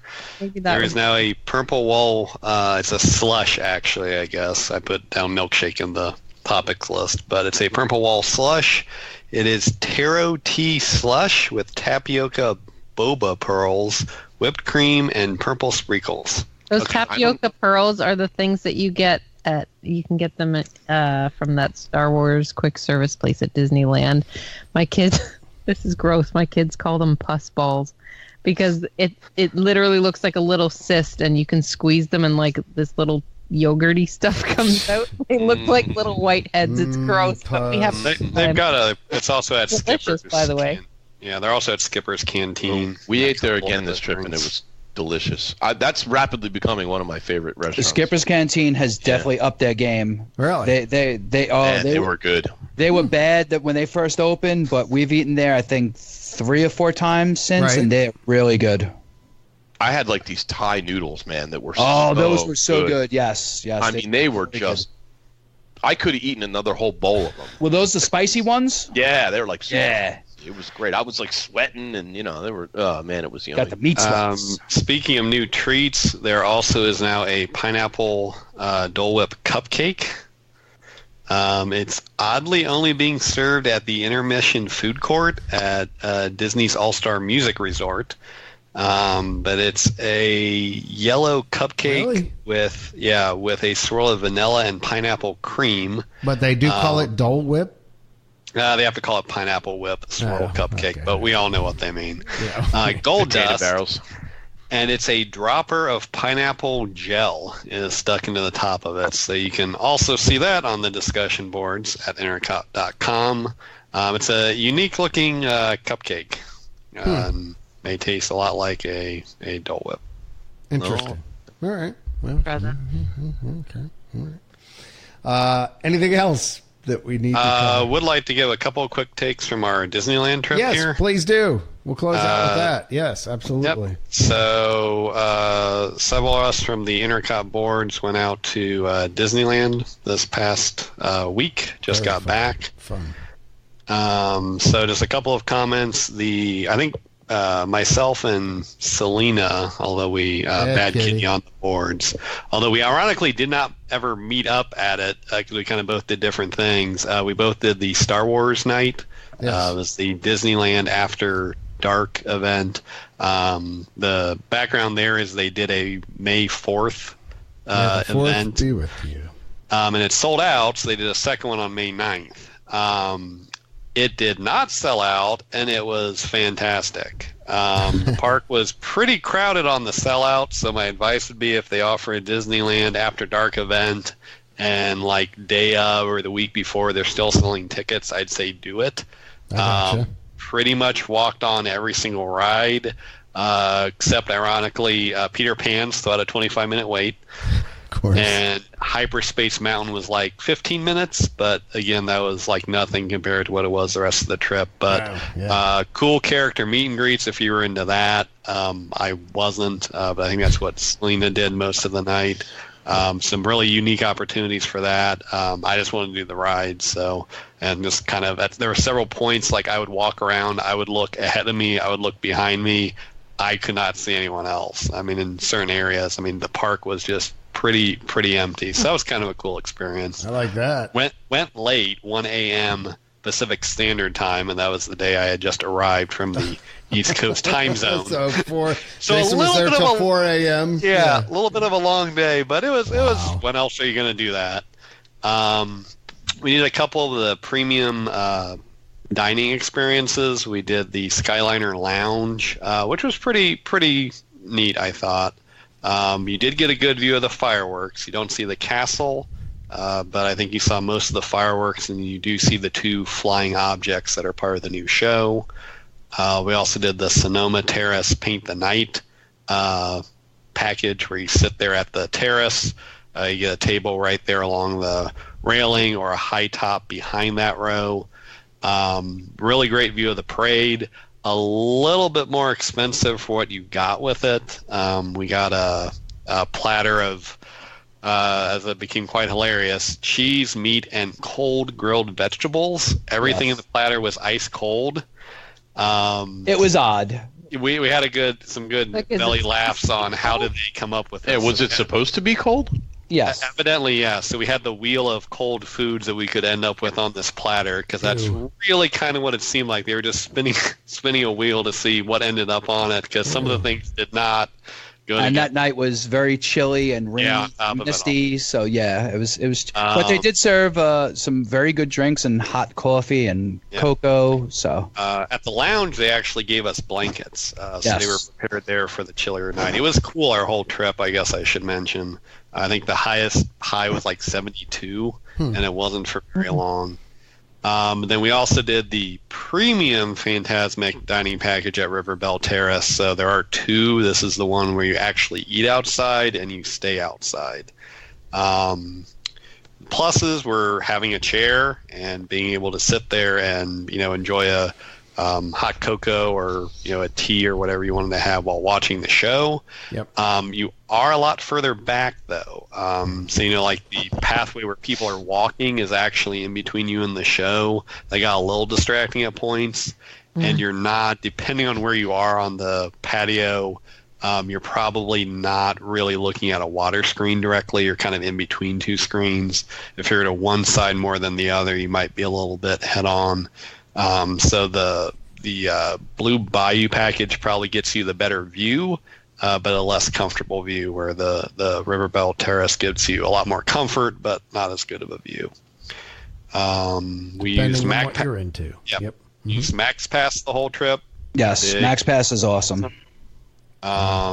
A lot of people are very confused about it, so if you go and you use it, just realize buying Max Pass gives you the ability to book Fast Passes from your mobile device. Right. It does not let you walk on any attraction you want after you've bought it. We saw probably 5 to 6 people buy it in line, and then try to walk onto an attraction and get turned away. So it was a little confusing to kind of get it up and running. One trick is, I guess, if you don't see a return time that works for you, get out, get back in. It'll start giving you some different return times. They still definitely sell out. The popular rides, we're gone pretty much midday, but you don't have to run between kiosks to get Fast Passes. We were like in a Fast Pass line booking our next Fast Pass. So How much is it? Advantage. It's $10 a day. Currently. Oh, that's not bad. That's still the introductory price as they announced it. That'll change. And it also gives you all your photo downloads included. Oh, you get the same thing at Disney World for $150. Yeah. We also did the walk in Walt's Disneyland Footsteps tour. I want to do that. Really, really amazing. Yep. I can compare it to I took that tour 5 years ago. Yep. Although they've changed it a little bit, you don't get to go into the original Club 33 lobby anymore, because that's now been torn apart and it's like a storage area. but you still go into Walt's apartment. You get a lot more access to it than you did 5 years ago. I think if I'm recalling this correctly, there's like a velvet rope sort of keeping you away from the main area of the apartment. Not anymore. I mean, we walked all the way up to the lamp you see from the window. You could stand there and look out the window to see, the view Walt had from his apartment. Furniture? Very cool. They won't let you sit on the furniture, no. There were 3 chairs they would let you sit on if you needed to sit, but the docents were pretty diligent about keeping people off the furniture.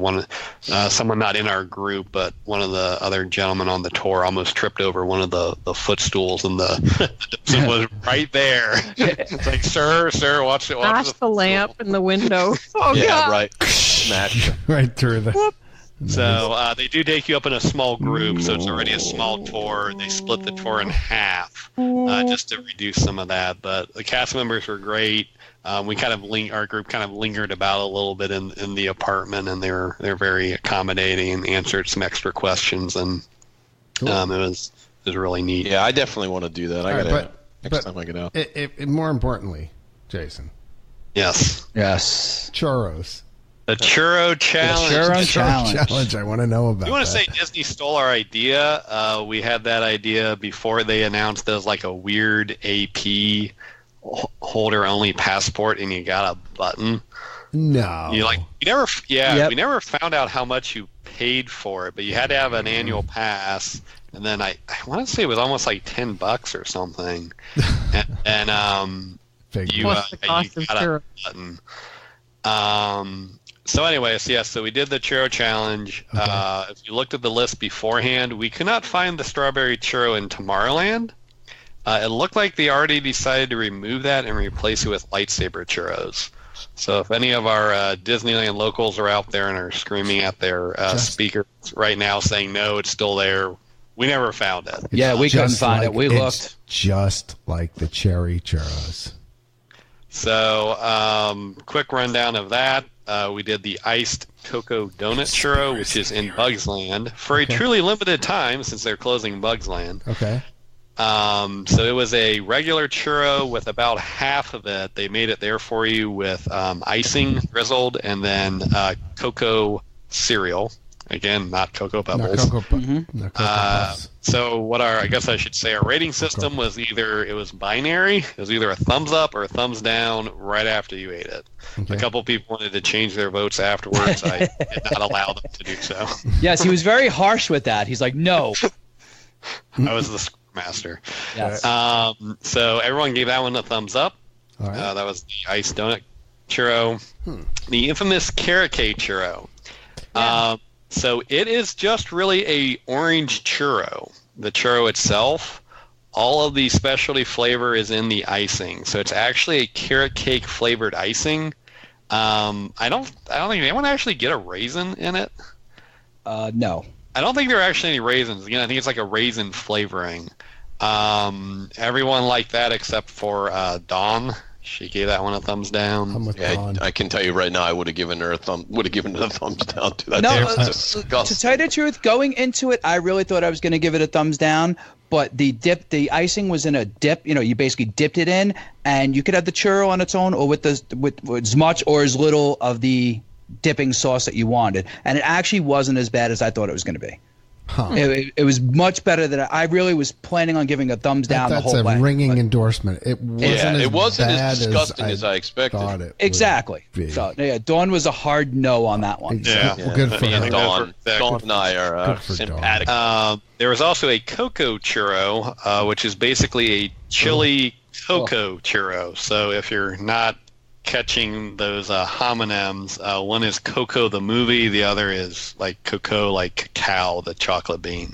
So it's a chocolate and chili flavored churro. The churro itself just has like a cocoa powder on it, and then the dipping sauce is a chili chocolate sauce. Justin was the only one who did not like this one.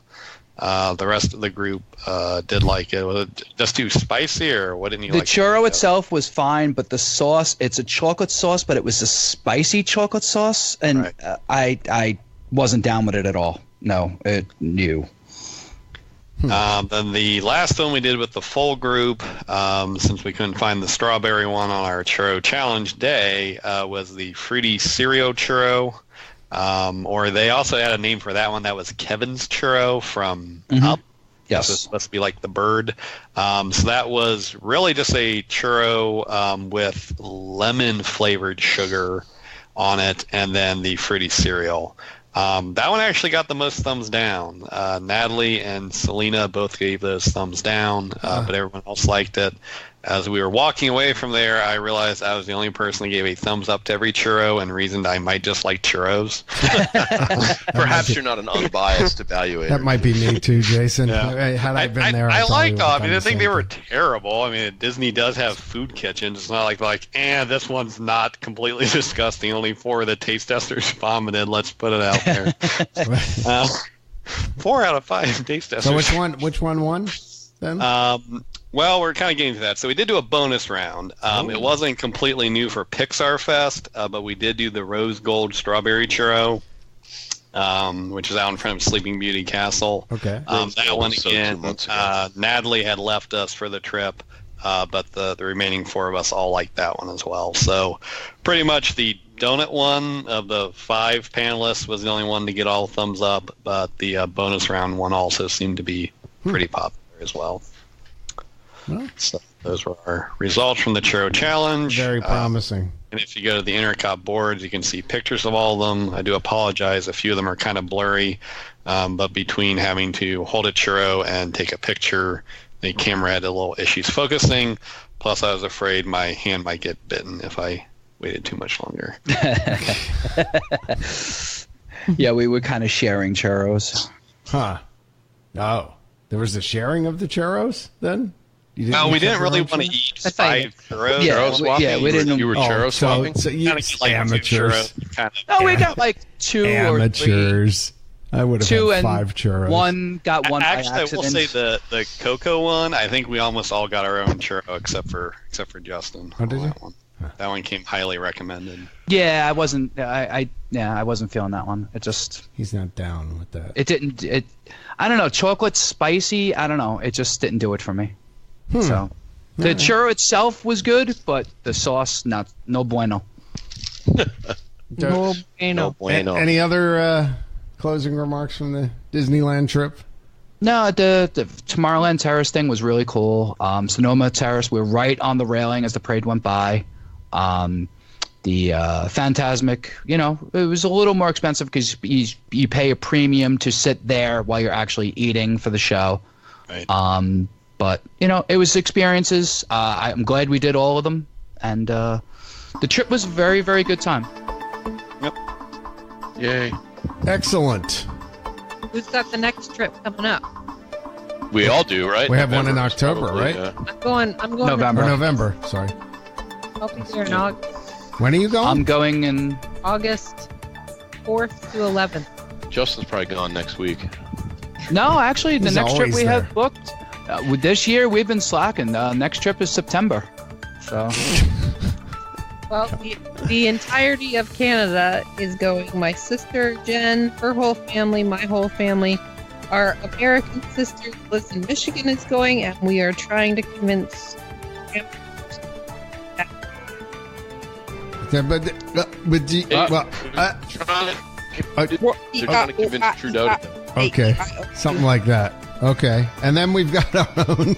So you're going some point there with everyone. No, my whole family and my dad were going to get to come. Well, that's cool. And then we've got our thing. If you all want to come along with us for Run Disney coming up in around my birthday, November 4th. Yeah, November 1st through 4th. And whatever. Jason's birthday. Yep. Is it? It's both of ours? Yeah. Sweet. I'm the 3rd. Excellent. 3rd and 4th. I'm first. Party nights. And I'm older.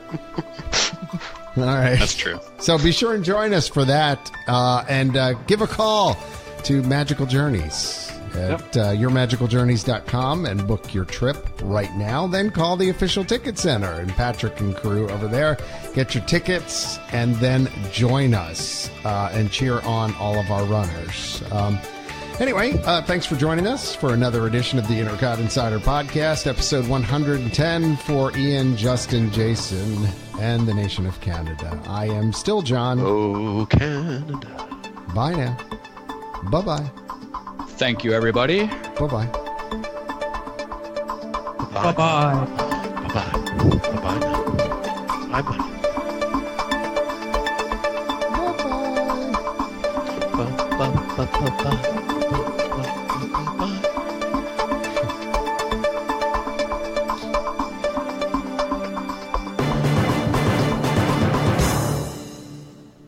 Yeah.